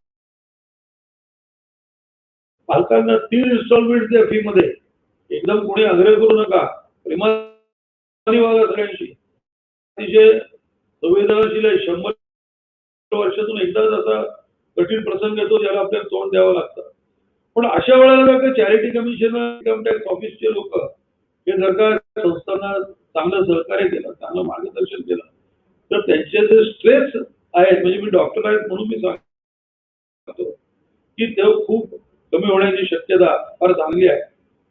तर एक उदाहरण देतो की शिक्षक दिनाला मी एका कार्यक्रमाला प्रमुख पाहुणे म्हणून भाषण करायला गेलो होतो आणि घरोघर घडलेली घटना आहे की शिक्षक माझं भाषण झालं प्रमुख आणि माझं भाषण झाल्यावर एक स्नॅक्स तिथे ठेवले होते त्यांनी, तर ते खाण्यासाठी झुंबड उडाले. 3च लोक बाजूला सारले होते, बाजूला बसले होते. मी म्हटलं का हो, तुम्ही काय तिघ? ते म्हणले हे सगळे जे पदार्थ खाणारे जे आहे हे संस्थेचे एम्प्लॉईज आहेत आणि हे 3 जण जे आहेत त्यांना प्रत्येकाला डायबिटीज, ब्लड प्रेशर झालेले, कारण हे संस्थेचे सेक्रेटरी आणि चेअरमन म्हणून काम करतात आणि हे स्ट्रेस, त्यांना हे डायबिटीज, ब्लड प्रेशर हे झाले आणि तो त्याचा आस्वाद घेऊ शकत नाही. अशी परिस्थिती खरोखर प्रामाणिकपणे काम करणाऱ्या ट्रस्टी लोकांची झालेली आहे. आणि म्हणून आपल्यासारखा एक अतिशय चांगला कर्तबगार, माणुसकीने वागणारा आणि खरोखर समाजसेवक बीड सारख्या मराठवाड्यातल्या ठिकाणी आपण काम केलेलं आहे.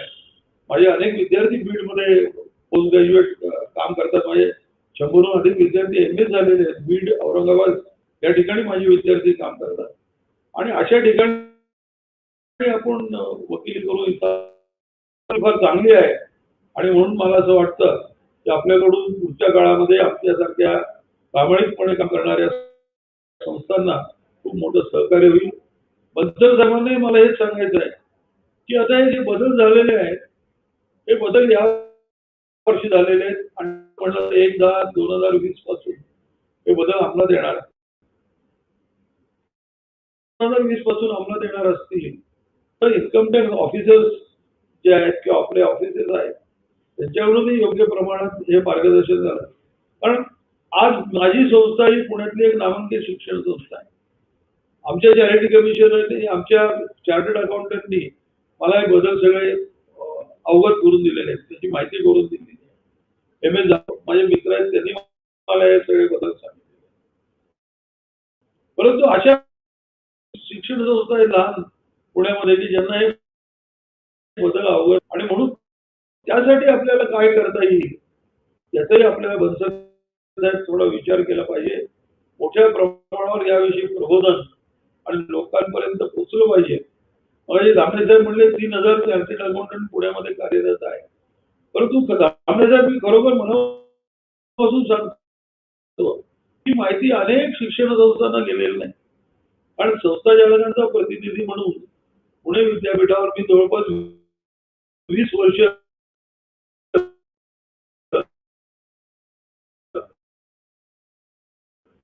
सिनेट व्यवस्थापन परिषद आजच्या वेबिनार संचालकांना मी निमंत्रण दिलेलं आहे.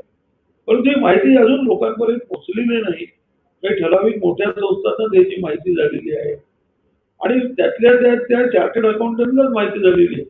ही माहिती आपण म्हणता की संस्था चालकांपर्यंत पोहोचलेली नाही. म्हणून संस्था चालकांपर्यंत ही माहिती कशी पोहोचेल त्याचाही थोडा अभ्यास पुढच्या 1-2-3 महिन्यामध्ये आपण प्रयत्न केला पाहिजे असं मला वाटतं. पोस्ट कोविड जो एज्युकेशनचा भाग आहे हा वेगळ्याच पद्धतीने आपल्याला प्रवास करावा लागणार आहे. एका बाजूला शासनाचे आदेश देण्यात येत आहेत, दुसऱ्या बाजूला संख्या प्रचंड प्रमाणात वाढतीये. विद्यार्थी पालक वर्ग फार अस्वस्थ झालेला आहे. आपल्याला माहित नाही की इतके संवेदनाशील पालक वर्ग झालेला आहे की आपल्या मुलाच्या शिक्षणाचं भवितव्याचं काय मोठी एक चिंता लागून राहिली पालकांना की शिक्षण पूर्ण होणार का नाही, आता परीक्षा घेणार नाहीत असं महाराष्ट्र शासनाचा निर्णय झाला. व्यावसायिक शिक्षणाबद्दल जसं मी मेडिकल फॅकल्टीचा शिक्षक आहे, मेडिकल काउन्सिल ऑफ इंडियाने स्पष्टपणे सांगितले परीक्षा घेतल्याशिवाय आम्ही डिग्र्या देणार नाही आणि म्हणून आम्हाला परीक्षा या 16 जुलैपासून आरोग्य विज्ञान विद्यापीठाला घ्यायला लागेल.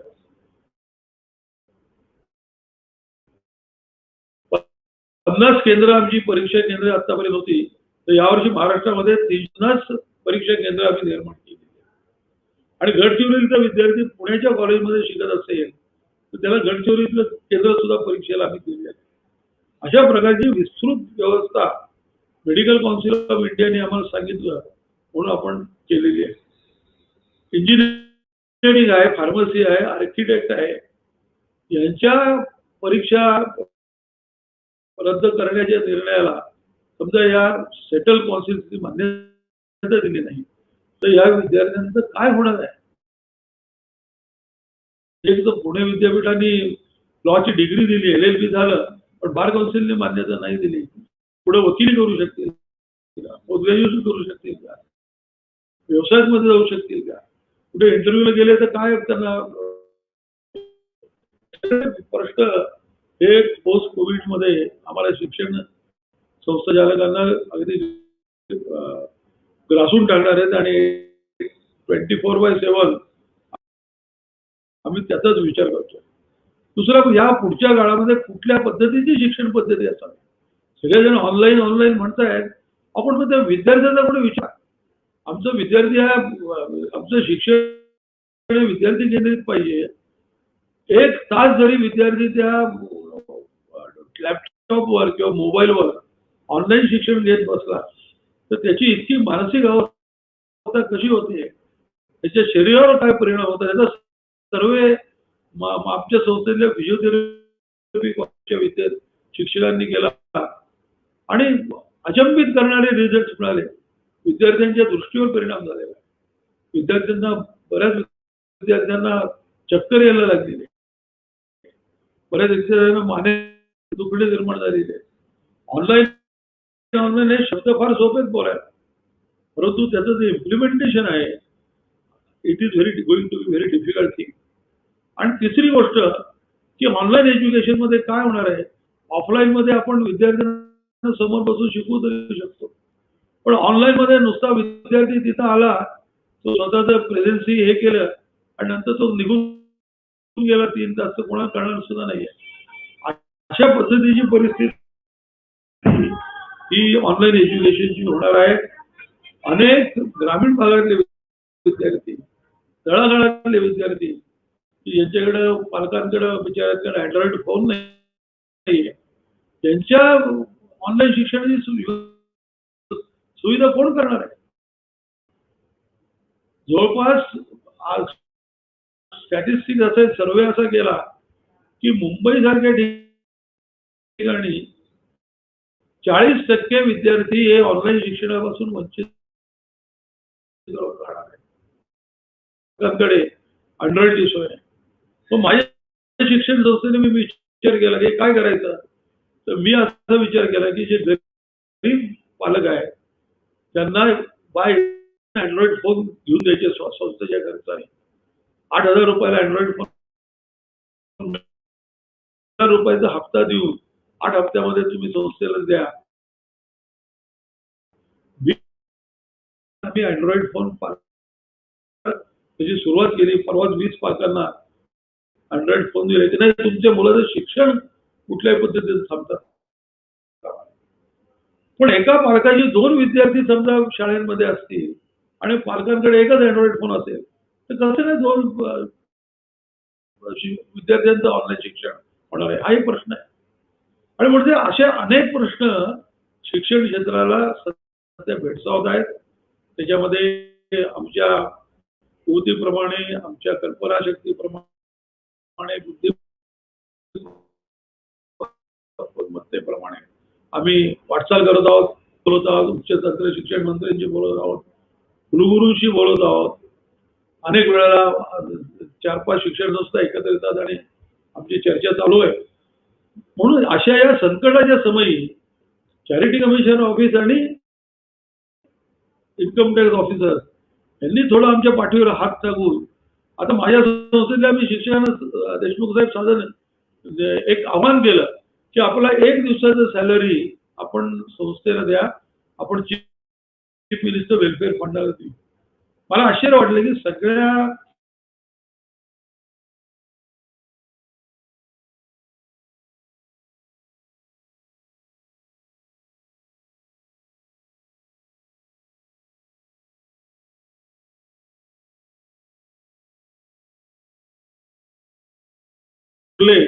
तर त्याची मी ससूनमध्येच मी काम करतो.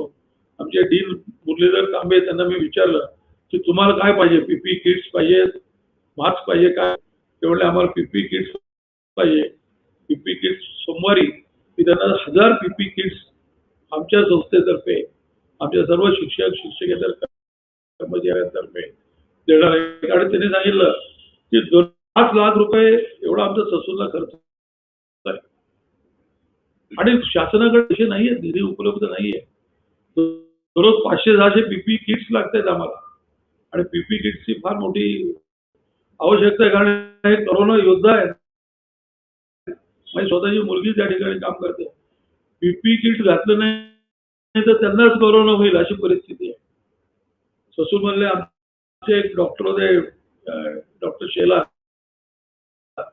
Unfortunately expired because of corona.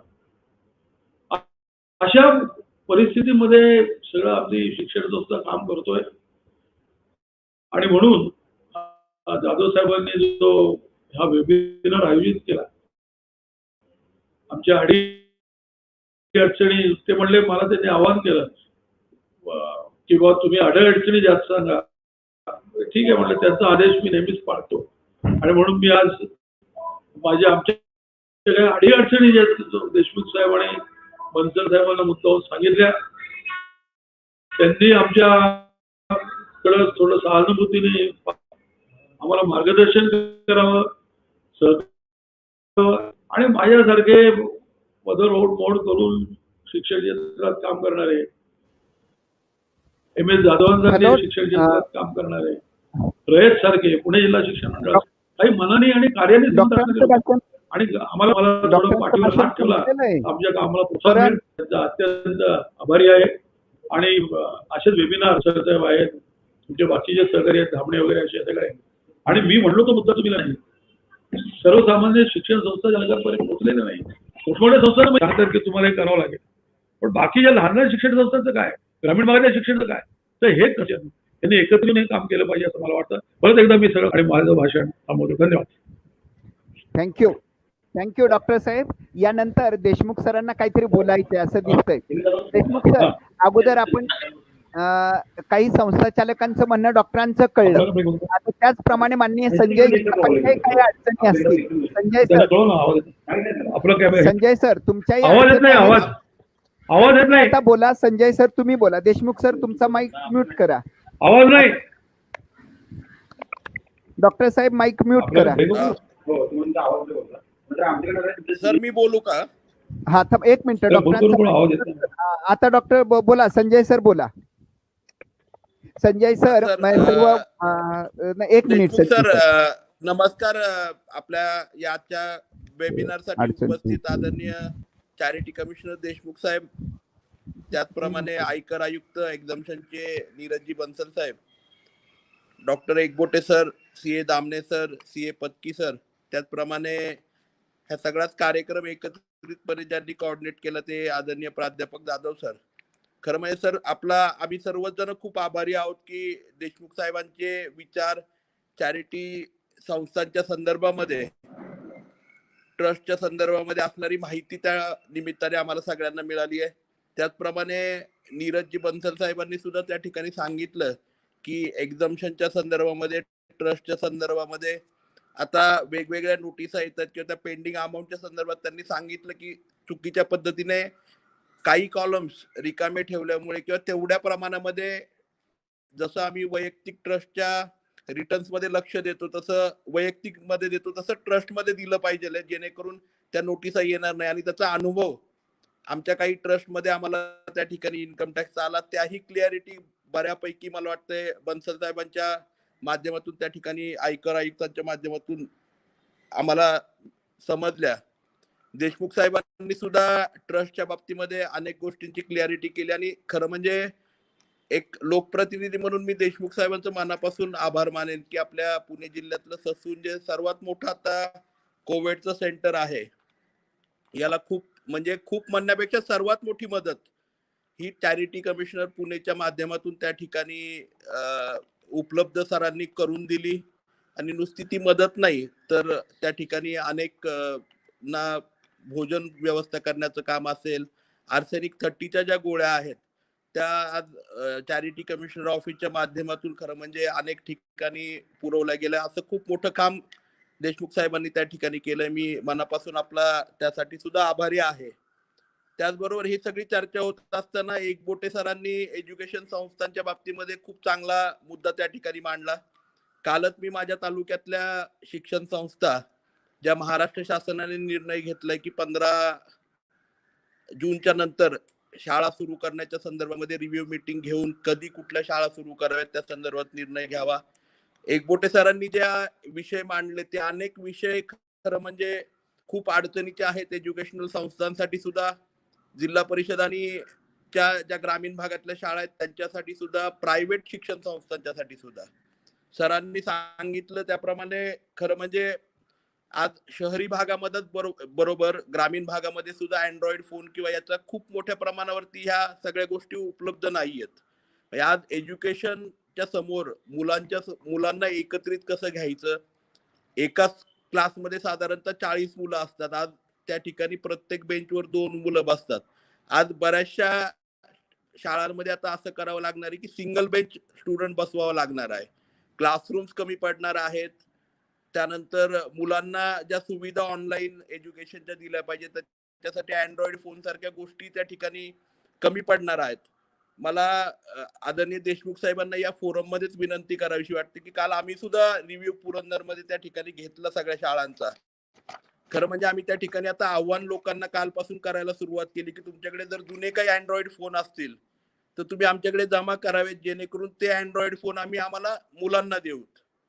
तर ही सुविधा आम्ही केली आहे, परंतु तीही तुटपुंजी राहणार आहे या सगळ्या एज्युकेशन सिस्टीम मध्ये.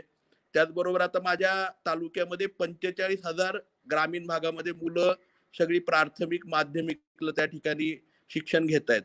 आज आपण ज्यावेळेस शाळा सुरू करणार, जर सुरू करायचं म्हटलं तर त्या ठिकाणी प्रत्येक मुलाला 2 मास्क आपल्याला उपलब्ध करून द्यावे लागणार आहेत.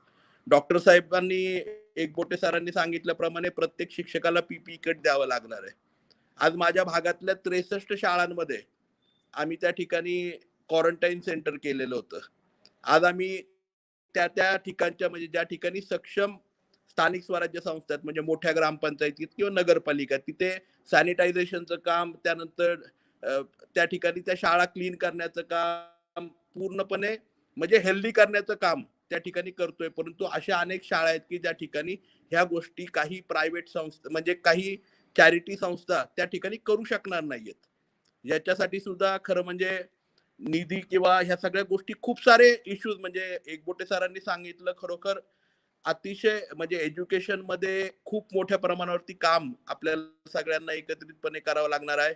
मी अभिनंदन करेन देशमुख साहेबांचं की आज मी बघितलंय मागच्या 4-5 महिन्यांमध्ये जे धर्मादायी हॉस्पिटल्स आहेत त्याच्या माध्यमातून चॅरिटी ऑफिस मधनं एक सेंट्रलाइज आम्हाला पेशंट पाठवण्यासाठी किंवा सेंट्रलाइज पेशंटला आर्थिक मदत करण्यासाठी खूप मोठ्या प्रमाणावरती चॅरिटी ऑफिस मधनं मदत होती.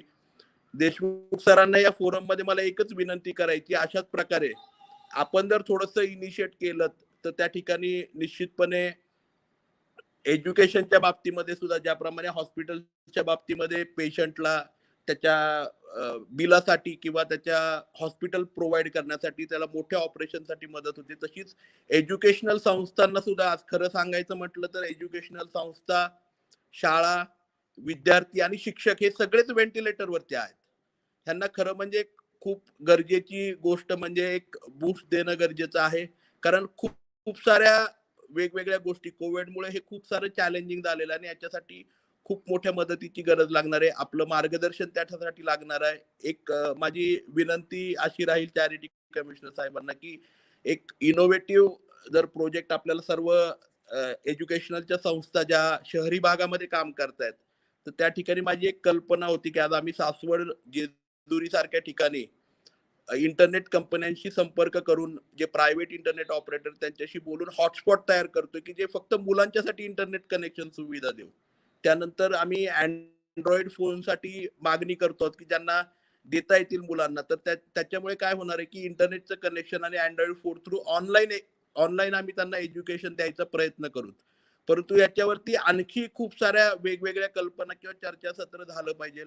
कारण एक मेजर विषय आम्हाला मीटिंग घेत असताना जाणवला, अनेक पालकांशी, अनेक पालक व्यवस्थापन कमिट्या ज्या आहेत शाळेच्या त्याच्याशी सुद्धा लोकप्रतिनिधी म्हणून माझा बोलण्याचा संबंध आला आज एक जाणवलेली गोष्ट अशी आहे की अनेक पालक जे आहेत ते सिंगल चाइल्ड आहेत, म्हणजे एक मुलगा एक मुलगी किंवा एकच मुलगा किंवा एकच मुलगी किंवा दोन मुली असं सिंगल पॅरेंट्स आहेत आणि पॅरेंट्स आपल्या पालकांबद्दल खूप अनसिक्युअर्ड आहेत.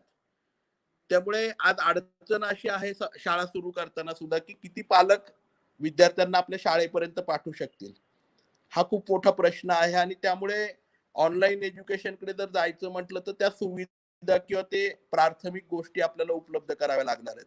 आणि याच्यामध्ये एक टीमवर्क सर्व ज्या आपल्या संस्था आहेत, शिक्षण संस्था, त्यांना एकत्रित करणं हे जर सर आपण करू शकलो तर खूप मदत होऊ शकेल.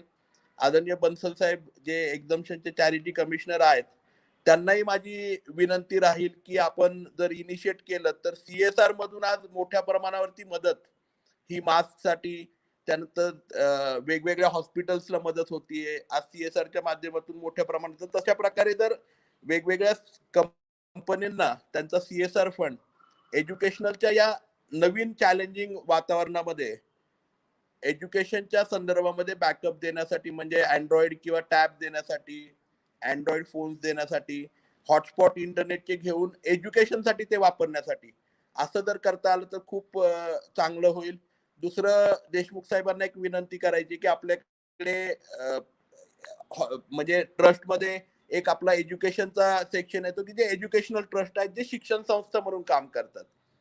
काही धर्मादायी संस्था आहेत ज्या हॉस्पिटल्स अशा उभारतात. त्याचबरोबर देवस्थान धर्मादायी संस्था पण आहेत. आज आपल्या भारतामध्ये मला वाटतंय एकूण टीव्ही चॅनल्स पैकी जवळपास 30 ते 34 चॅनल्स हे धार्मिक चॅनल्स आहेत. अशा प्रकारचं जर एज्युकेशनल चॅनल टीव्ही वरचा जर काढू शकलो आणि त्याच्यामध्ये जर काही स्लॉट आपण शिक्षकांच्यासाठी देऊ शकलो, म्हणजे पहिली ते दुसरीचे वर्ग ह्या स्लॉट मध्ये चालू शकतील. आणि एक जसं मला वाटतं महाराष्ट्र शासनाचा बालचित्रवाणी म्हणून एक चॅनल होता, तसा जर काही करता आला, कारण आज जरी मोबाईल काही परिवारांच्याकडे त्या ठिकाणी अँड्रॉइड मोबाईल नसेल किंवा काही परिवारांच्याकडे त्या ठिकाणी साधे मोबाईल असतील, परंतु टीव्ही हा जवळपास मला वाटतं की भारतातल्या प्रत्येक परिवाराकडे किंवा आपल्या ग्रामीण भागातल्या आणि शहरी भागातल्या प्रत्येक परिवाराकडे आहे. तर असं जर काही करता आलं, इनिशिएट करता आलं, कारण हे कोणी एक संस्था करू शकणार नाहीये किंवा कोणी एक व्यक्ती करू शकणार नाहीये. आपण जर त्या माध्यमातून जर इनिशिएट करू शकलात तर मला वाटतंय ही खूप आज काळाची गरज आहे.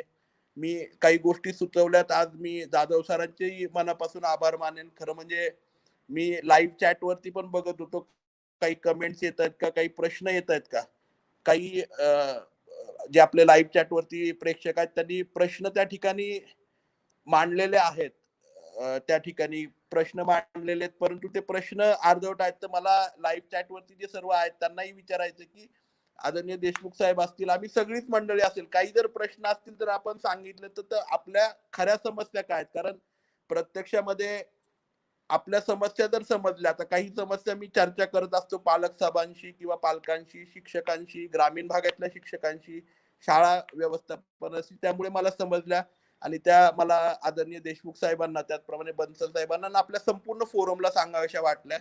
मला ही जी संधी त्या ठिकाणी आपण सर्वांनी दिली, जाधव साहेब आपलं, देशमुख साहेबांचं, बन्सल साहेबांचं, एकबोटे सरांचं, पत्की सर आणि धवणे सरांचं पुन्हा एकदा मी खूप मनापासून आभार मानतो आणि मी आपल्याकडे पुन्हा एकदा माईक हँड ओव्हर करतो. धन्यवाद.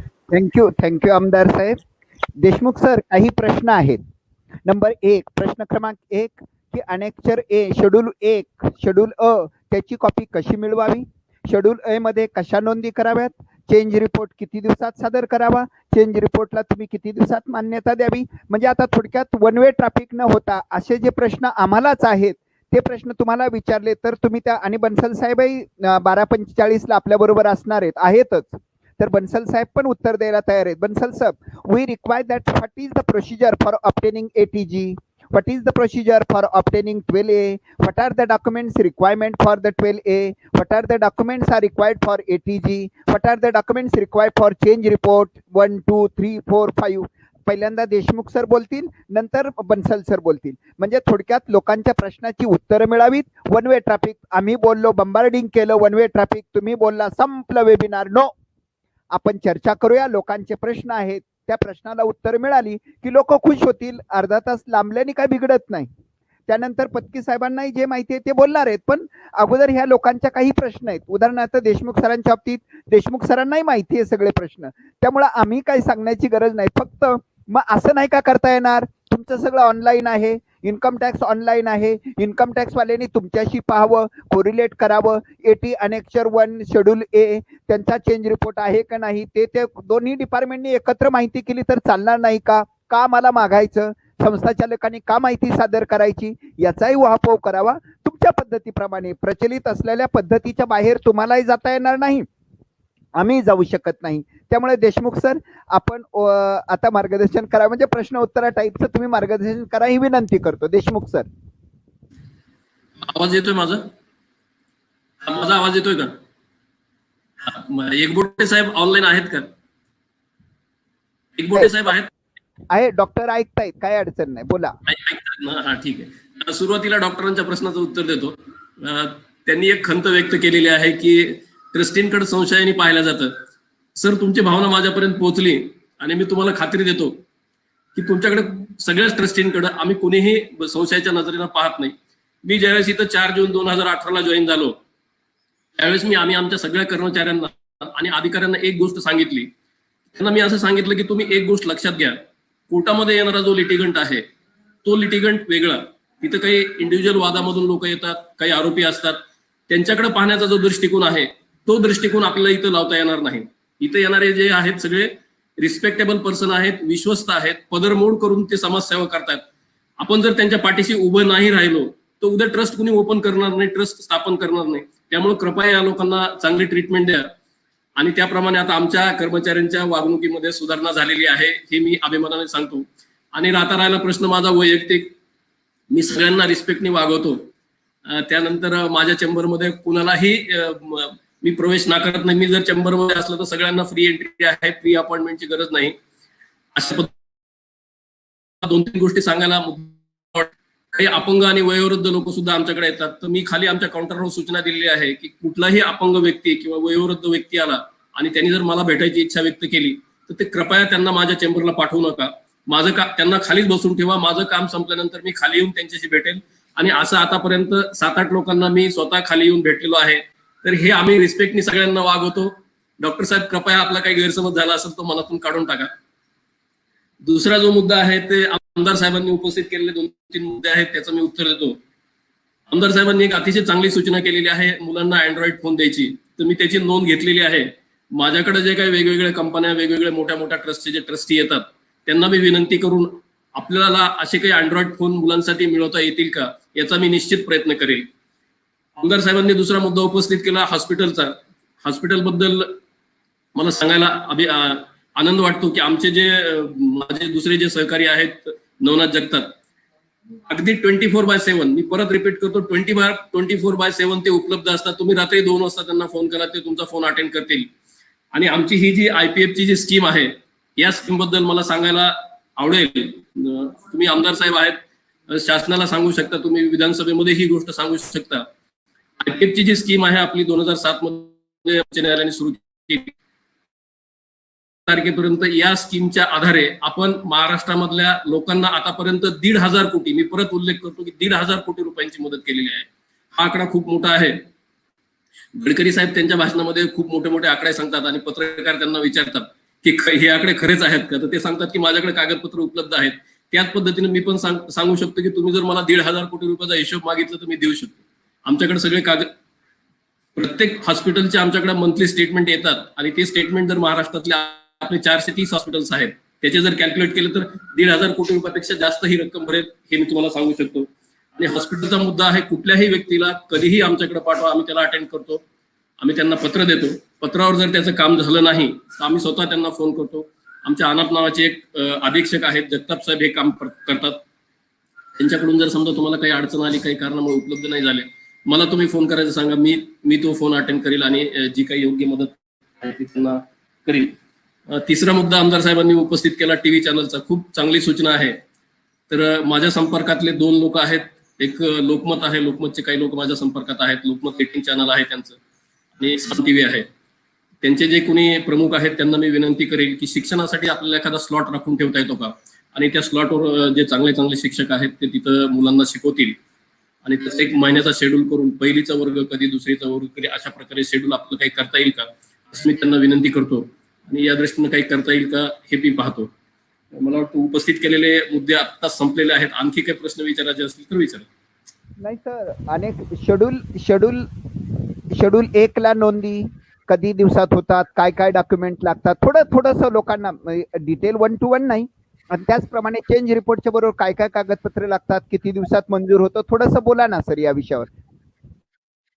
ठीक आहे, ठीक आहे. मी चेंज रिपोर्ट संबंधी माझ्या भाषणामध्ये मी सांगितलेलं आहे की ट्रस्टमध्ये कुठल्याही प्रकारचा बदल झाला, तुम्ही प्रॉपर्टी विकत घेतली, तुम्ही प्रॉपर्टी विक्री केली, तुमच्याकडे सोनं आलं, तुमच्याकडे चांदी आली, कुठलीही गोष्ट, तुमचे ट्रस्टी बदलले, एखाद्या ट्रस्टीची डेथ झाली, एखाद्या ट्रस्टीनं जर राजीनामा दिला, तर ह्या सगळ्यांचा चेंज दाखल करणं आवश्यक असतो आणि त्याच्यासाठी तुम्हाला चेंज रिपोर्ट दाखल करावा लागतो. कायदा असा आहे की बदल घडल्यापासून 90 दिवसाच्या आत हा चेंज रिपोर्ट दाखल करणे आवश्यक आहे. पण काही कारणामुळे तुम्हाला समजा काही अनअवॉइडेबल सर्कमस्टान्सेस असतील, 90 दिवसाच्या आत जर तुम्हाला चेंज रिपोर्ट नाही दाखल करता आला तर त्याच्यानंतर सुद्धा दाखल करता येईल, पण त्याच्यासाठी डिले कंडोनेशनचा एक अर्ज द्यावा लागतो, आणि डिले कंडोनेशनचा अर्ज मंजूर झाल्यानंतर तुमचा चेंज रिपोर्ट सुनावणीसाठी येतो. 90 दिवसाच्या आत हा चेंज रिपोर्ट दाखल करणं आवश्यक आहे. चेंज रिपोर्ट सोबत जे डॉक्युमेंट दाखल करावं लागतात, तुमचं ट्रस्ट रजिस्ट्रेशन सर्टिफिकेटची कॉपी आहे, त्याच्यानंतर ज्या ठरावाआधारे तुम्ही तो चेंज केलेला आहे त्या ठरावाची प्रत दाखल करणं आवश्यक आहे, त्याच्यावर कोणाकोणाच्या सह्या आहेत ते सगळं दाखल करणं आवश्यक आहे. अशा प्रकारे डॉक्युमेंट दाखल केल्यानंतर तुम्हाला ते चेंज रिपोर्ट दाखल करता येतो, आणि तुमचा चेंज रिपोर्ट मंजूर झाल्यानंतर त्याची नोंद शेड्यूलला घ्यायचं ही आमची जबाबदारी आहे. ती आम्ही आमच्या रुटीन कोर्समध्ये ती घेत असतो. दुसरा एक प्रश्न जाधव साहेबांनी विचारलं की शेड्यूल 1 ची कॉपी कशी मिळवायची. शेड्यूल 1 ची कॉपी मिळवणं अतिशय सोपं आहे. तुम्ही सर्टिफाईड कॉपीसाठी आमच्याकडे अर्ज द्या, त्याची जी काही रक्कम असेल शासकीय रक्कम ती भरा, 3 दिवसाच्या आत तुम्हाला ती कॉपी मिळते. आणखी काय जाधव साहेब अपेक्षित आहे? नाही सर, परत आता लोकांचे प्रश्न आले की विचारतो. यानंतर माय क्वेश्चन मी आहे, अवेलेबल आहे. Now Neeraj sir, what is the procedure for obtaining ATG? What is the procedure for obtaining 12A? What are the required documents required for registration of 12A and ATG? In simple language, anybody can understand that type of language. Okay, thank you sir. मैं जब पहली बात की थी मैं यही समझा रहा था कि ITBA का प्लेटफॉर्म है इनकम टैक्स का, उसमें आप अप्लाई कर सकते हैं 12A के लिए भी और ATG के लिए भी. आप जैसे ही अप्लाई करते हैं उसके कुछ टाइम के अंदर हम आपको एक स्टैंडर्ड क्वेश्चनियर भेजते हैं. उस स्टैंडर्ड क्वेश्चनियर में कोई 15-16 पॉइंट रहते हैं. 15-16 पॉइंट का आप रिस्पॉन्ड करते हैं. उस डाटा को देख के अगर हमें लगता है कि इंफॉर्मेशन इनकम्प्लीट है या उस डाटा के बेस पे कुछ और सवाल पूछने चाहिए, तो एक नया क्वेश्चनर और जाता है एप्लीकेंट को, और उसके ये टाइम फ्रेम है 6 महीने का, जिसमें हमें आपकी एप्लीकेशन के ऊपर डिसीजन देना होता है कि 12A रजिस्ट्रेशन हुआ या ATG का अप्रूवल हुआ या नहीं हुआ. तो मैं आपसे पहले भी चर्चा कर रहा था कि जो मेरा एक्सपीरियंस पूना एग्जाम्पशन में है वो ये बताता है कि करीब 90% 80% केसेस में इंफॉर्मेशन पूरी दी नहीं जाती है. तो उसी में रिक्वेस्ट ये थी कि थोड़ा सा केयरफुल रहें इंफॉर्मेशन देने के टाइम पे, डाटा अपलोडिंग के टाइम पे. मेरा एक ITO हेडक्वार्टर है सुनील मेहत्रे, मेरा एक मोबाइल नंबर है, व्हाट्सएप मेरा ऑन रहता है. अगर कोई भी सवाल हो please raise it on my WhatsApp. I will try to reach out to everybody around जिसकी भी तकलीफ होगी. 2 मुद्दे और चलते थे साथ में. एक मुद्दा है कि क्या जब 12A के लिए आपने 12A के लिए अप्लाई किया है कि साथ में ATG अप्लाई कर सकते हैं. तो अभी पोजीशन ये है कि आप दोनों एक साथ अप्लाई कर सकते हैं, 12A के लिए भी और ATG के लिए भी. एक साथ में सवाल और खड़ा होता था कि क्या एक्टिविटी होना जरूरी है. आपकी कोई ट्रस्ट है जो अप्लाई करना चाहती है 12A के लिए, उसका पास रिकॉर्ड नहीं है, तो क्या होगा, 12A मिलेगा नहीं मिलेगा. तो उस पर मैं क्लैरिफिकेशन दे दूं कि अगर आपकी ट्रस्ट ने काम अभी शुरू नहीं भी किया है तब भी आप 12AA के रजिस्ट्रेशन के लिए अप्लाई कर सकते हैं. जो तीसरा मुद्दा मैं रेज कर रहा था कि अगर आपकी ट्रस्ट डीड के अंदर कोई चेंज होना है तो उसका टाइम फ्रेम थोड़ा सा उसमें गड़बड़ होती है कि आपको चैरिटी कमीशन के आके उसको करना पड़ता है अपनी डीड को, और वो वापिस इनकम टैक्स को फाइल करना पड़ता है. जब तक वो नहीं होता है हम 12A आपको ग्रांट नहीं कर पाते। So that's the sum and substance of our procedure. Time bound है और हमारे पास 6 महीने के बाद पावर नहीं है उसको रखने की। Abhishek sir, your some questions to both of Abhishek sir, आपल्याला काय प्रश्न विचारायचे ते देशमुख सर आणि बन्सल सरांना विचारावेत। सर, मी पार्टिसिपेंट्स कडनं जे क्वेश्चन आले ते विचारतो।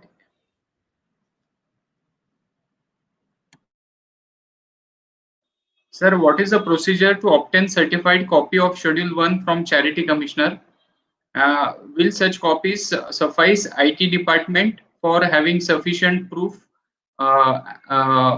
and having record updated with Charity Commissioner for 12A and 80G applications?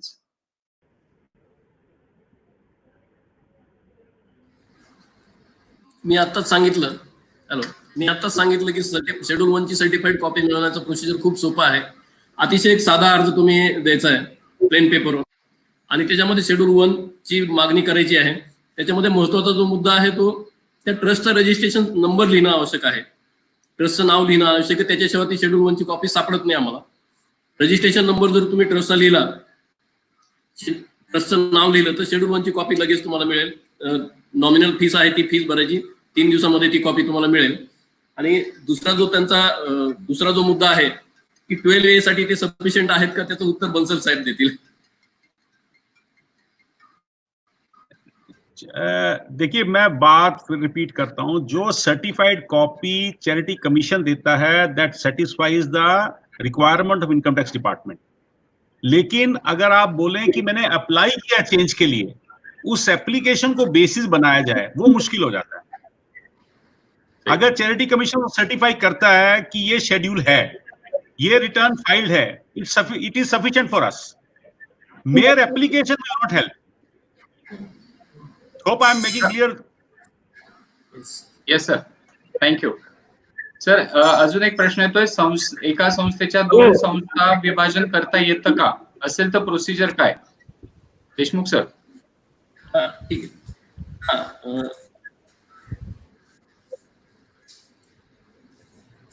Hello Jadhav, मला एक प्रश्न विचारत आहे। देशमुख साहेबांना मला एक प्रश्न विचारत आहे। हा देशमुख सर, आता उत्तर दे, विचारा आता विचारा, काय अडचण नाही। विचारू का? विचारू का प्रश्न? हो सर, मला प्रश्न असा की मगाशी आपण बदल जो रिपोर्ट आहे त्याची प्रत्येकाची मान्यता घ्यावी असं आपण मगाशी सांगितलं। आता संस्थांच्या निवडणुका होता आणि संस्थांचे निवडणुका झाल्यानंतर नवीन आपलं कार्यकारी मंडळ असेल, गव्हर्निंग काउन्सिल येतोय, कार्यरत होतं। आता बदल रिपोर्ट आपल्याकडे 90 दिवसांत सबमिट केल्यानंतर बऱ्याच दिवसांनी त्या चेंज रिपोर्टला आपल्या ऑफिसकडून मान्यता मिळते। मग मधल्या काळामध्ये ते जे निवडून आलेले कार्यकारी मंडळ आहे त्यांनी कार्यरत राहावं का न राहावं, म्हणजे whether the change occurs from the date from which the new trustees are appointed by the general body? ज्या दिवशी बदल झालेला आहे त्या दिवशीपासून तो बदल ग्राह्य धरला जातो। म्हणजे ज्या दिवशी रेझोल्युशन पास झालं तोपर्यंत त्यांनी काम करायला हरकत नाही, कारण ट्रस्टीची जी निवड झालेली असते, ट्रस्टीची जी निवड झालेली असते पण त्या चेंज रिपोर्टला आपल्या ऑफिसकडून ट्रस्टीची जी निवड झालेली असते त्या ट्रस्टच्या घटनेप्रमाणे झालेली असते, त्यामुळे त्यांना चेंज रिपोर्ट ऍक्सेप्ट किंवा हरकत नाही। नाही, माझा प्रश्न असा आहे की आपलं ज्या दिवशी बदल झाला त्यानंतर 3 महिन्यात तो बदल रिपोर्ट आपल्या ऑफिसला द्यायचा आणि त्या नंतरच्या काळामध्ये आपले ऑफिसर्स त्या बदलाला ऍक्सेप्टन्स देतात। आता याच्यामध्ये समजा 6 महिन्याचा काळ गेला तर या 6 महिन्याच्या काळामध्ये मधल्या काळात त्या कार्यकारी मंडळांनी कार्यरत राहायचं का नाही? करायचं काम त्यांनी। बदल जो आहे ज्या दिवशी बदल झालेला आहे त्या दिवशी ग्राह्य होतो। परमिशन त्याला नंतर मिळाली तरी त्यांनी काही प्रॉब्लेम नाही, तुम्ही त्या दरम्यानच्या काळामध्ये काम करू शकता। Okay, thank you. ओके।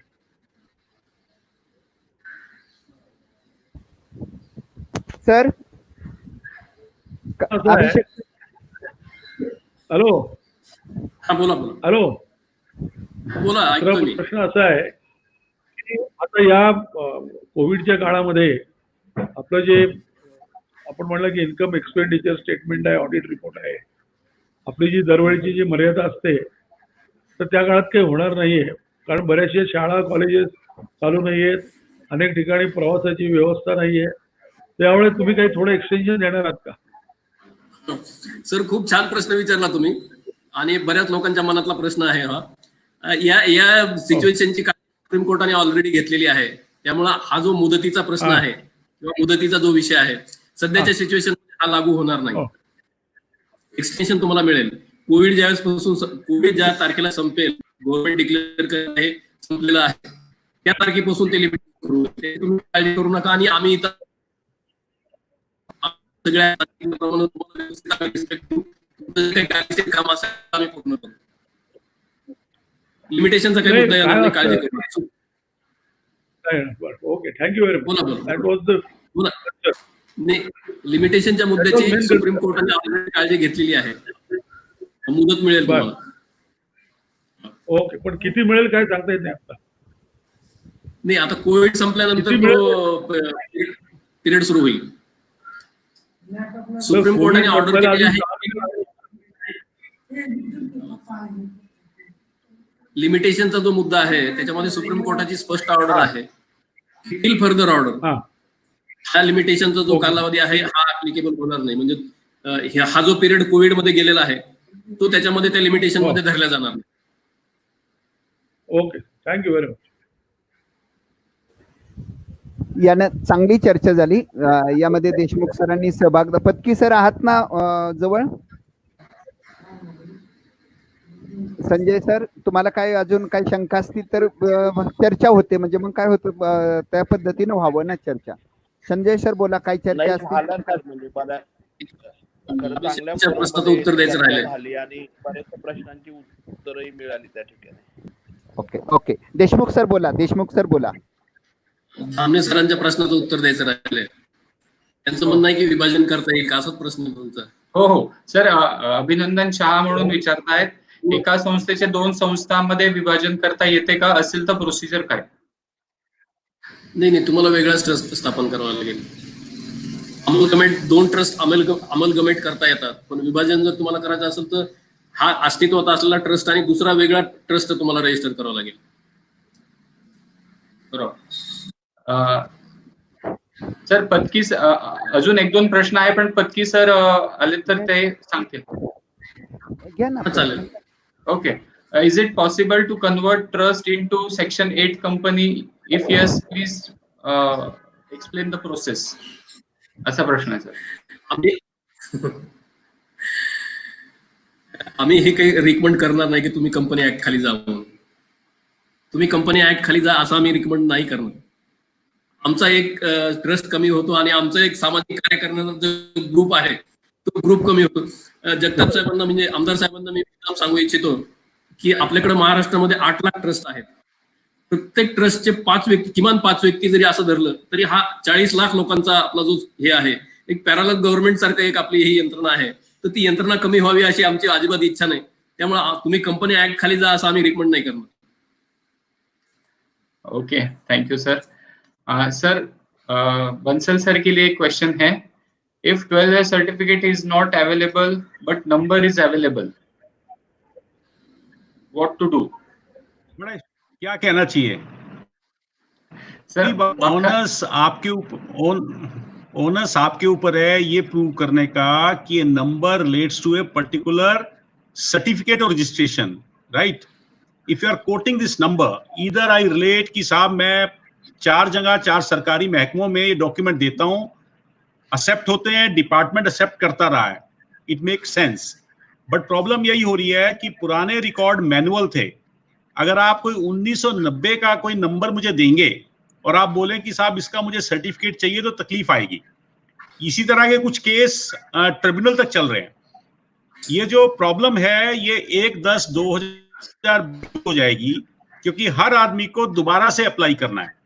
एक बार आप अप्लाई करेंगे, आपको यूनिक नंबर मिल जाएगा जो सेंट्रल डाटा से लिंक्ड होगा, तो फ्यूचर में आपको ये तकलीफ नहीं आएगी जो आज की डेट में आप फेस करते हैं। तो ओनस आपके ऊपर है ये बताने का कि ये सर्टिफिकेट वैलिड था, इशू हुआ था, किसने इशू किया था, so that we can trace it back. Mere number will not help. Yes, sir. Thank you. Sir, one more question is coming. Why there is change in, whenever there is a change in trustee, why there is a need of hearing? Why not automatic change in director like in Companies Act? To you, Deshmukh, sir. Repeat. Sir, there is hearing for change in trustees. पुढे बोला ना.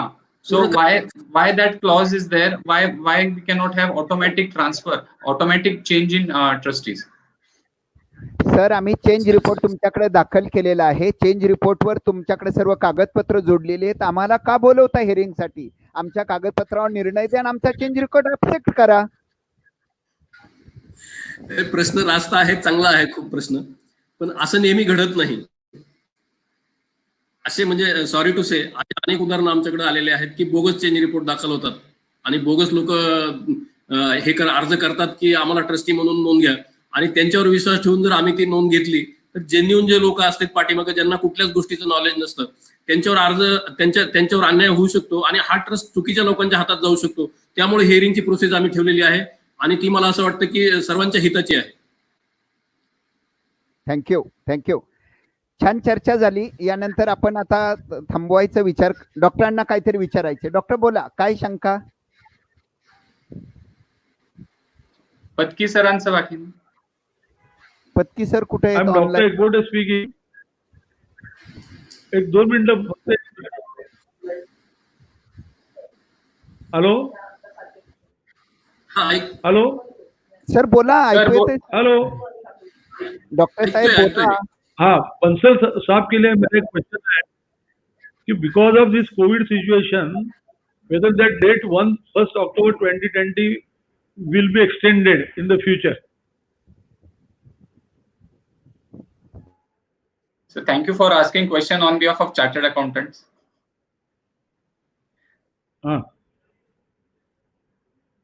Whether that date will be extended, Bansal साहब ऐसा है कि ये date आप ये मान के चलें कि अब लॉकडाउन का टाइम खत्म हो रहा है, अब ओपन अप की बात चल रही है. प्रॉब्लम सबसे ज्यादा ये हो रही है कि हिंदुस्तान का 90% हिस्सा है, 10-20% एरिया जिसमें रिस्ट्रिक्शंस कंटिन्यू कर रही है. इन सब चीजों को ध्यान में रख के central government will take a call.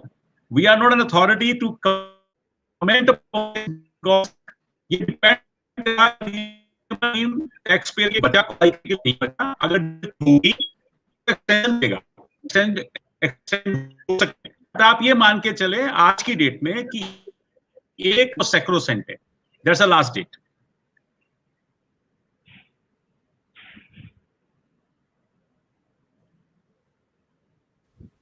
Hello, could you hear me? Yes sir. मैं सर दोबारा से रिपीट करता हूं. मैं दोबारा से रिपीट करता हूं, ये मान के चले कि 1/10 की जो डेट है वो लास्ट एक्सटेंशन है. टाइम बारिंग डेट के साथ we can not take a liberal interpretation. अगर हालात कोविड के कारण लॉकडाउन की कंडीशंस कंटिन्यू रहती हैं देश के किसी भी हिस्से में, उसी को ध्यान में रख के सेंट्रल गवर्नमेंट इसकी एक्सटेंशन की बात सोच सकती है. लेकिन जब तक सेंट्रल गवर्नमेंट ये बात नहीं करे तब तक आप ये मान के चलें कि 1/10 की जो डेट है वो फाइनल डेट है. Thank you. Is there any procedure like condonation of delay for that with you? Is there any provision of condonation of delay? Sir, condonation और डिले के लिए हमारे बहुत टाइम पहले भी था. हमारे ऑफिसर लगातार जितने भी लोग हैं जिनके 10B के कारण डिमांड रेज हुई है उनको रीच आउट कर रहे हैं, उनको बोल रहे हैं कि आप कंडोनेशन की एप्लीकेशन फाइल करें, रेक्टिफिकेशन की एप्लीकेशन फाइल करें. अगर कुछ रिक्वायरमेंट है हमारी तरफ से हमें चाहिए, आपकी ऑडिट रिपोर्ट की डेट चाहिए, वो हम मांग रहे हैं. प्लीज अपडेट कराइए ताकि हम अर्लीस्ट आपके कंडोनेशन के ऑर्डर पास कर पाए. Thank you. ओके मैं आपसे डाटा दिया था, करीब 450 केस मेरे पास हैं, मैं 285 में ऑर्डर पास कर चुका हूँ। या thank you very much, thank you.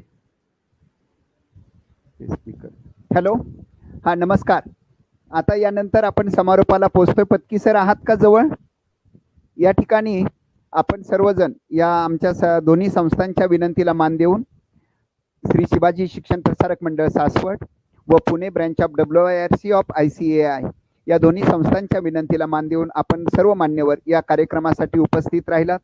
मनपूर्वक मार्गदर्शन केलं, शंकांचं निरसन केलं. लोकांच्या ह्या शंका असतात. आता देशमुख साहेबांनी शब्द दिलाय की आम्ही संस्था चालकांच्याकडे ते विश्वस्त आहेत, ते उत्तम पद्धतीचं आदर्श पद्धतीचं काम करतायत आणि त्यांना आपण त्यांना मदत करणं, त्यांच्या डिमांड त्यांनी दाखल केलेल्या कागदपत्रावर त्वरेने निर्णय घेणं, ज्याप्रमाणे सिटीजन चार्टरमध्ये ज्या डेट्स दिलेल्या आहेत त्याप्रमाणे त्याची पूर्तता करणं, असे जे आपल्याला शब्द दिलेले आहेत त्या पद्धतीनं काम व्हावं अशी सर्वसामान्य लोकांची अपेक्षा आहे. बन्सल साहेबांनी अतिशय आपल्याला सेंट्रल गव्हर्नमेंटच्या ताब्यात आहे, त्यामुळे मला काय एक्सटेन्शनचं माहीत नाही. त्या पद्धतीनं बरोबर आहे, जस्टिफायबल आहे. तर त्या पद्धतीने आपल्याला समाधानकारक उत्तरं दिलेली आहेत. एक उत्तम पद्धतीचा वेबिनार हा या ठिकाणी आपण आयोजित करण्यामध्ये यशस्वी झालो, शंकांचं निरसन झालं आणि सर्वजण आपण या ठिकाणी उपस्थित राहिला त्याबद्दल तुम्हा सर्वांचं आणि उपस्थित ऐकणाऱ्या सर्व प्रेक्षकांचं, सर्व लाईव्ह करणाऱ्या युजरचं, त्याचप्रमाणे कॉमेंट करणाऱ्या सर्व सदस्यांचं छान कॉमेंट्स आल्यात सर. उत्तम. आमदार साहेब छान, डॉक्टर साहेब छान, देशमुख साहेब छान, बन्सल साहेब छान, खूप खूप लिहिलंय लोकांनी. एनिवे हे सुद्धा आपल्याला मोटिवेशनसाठी गरजेचं आहे. अशा पद्धतीचं मार्गदर्शन आपण सर्वांनी केलं त्याबद्दल सर्वांचं दोन्ही संस्थांच्या वतीनं मनपूर्वक आभार. ज्या लोकांनी आपल्याला लाईव्ह पाठवलेले आहेत, काही प्रश्न विचारलेले आहेत, सहभागी झालेले आहेत, त्या सर्वांचंही या ठिकाणी मनपूर्वक आभार. या ठिकाणी श्री शिवाजी शिक्षण प्रसारक मंडळ सासवड व Pune branch of WIRC Pune या दोन्ही संस्थांच्या वतीनं आपल्या सर्वांचं मनपूर्वक आभार. थँक्यू. नमस्ते. थँक्यू सर, खूप आभारी आहे. धन्यवाद. धन्यवाद सर.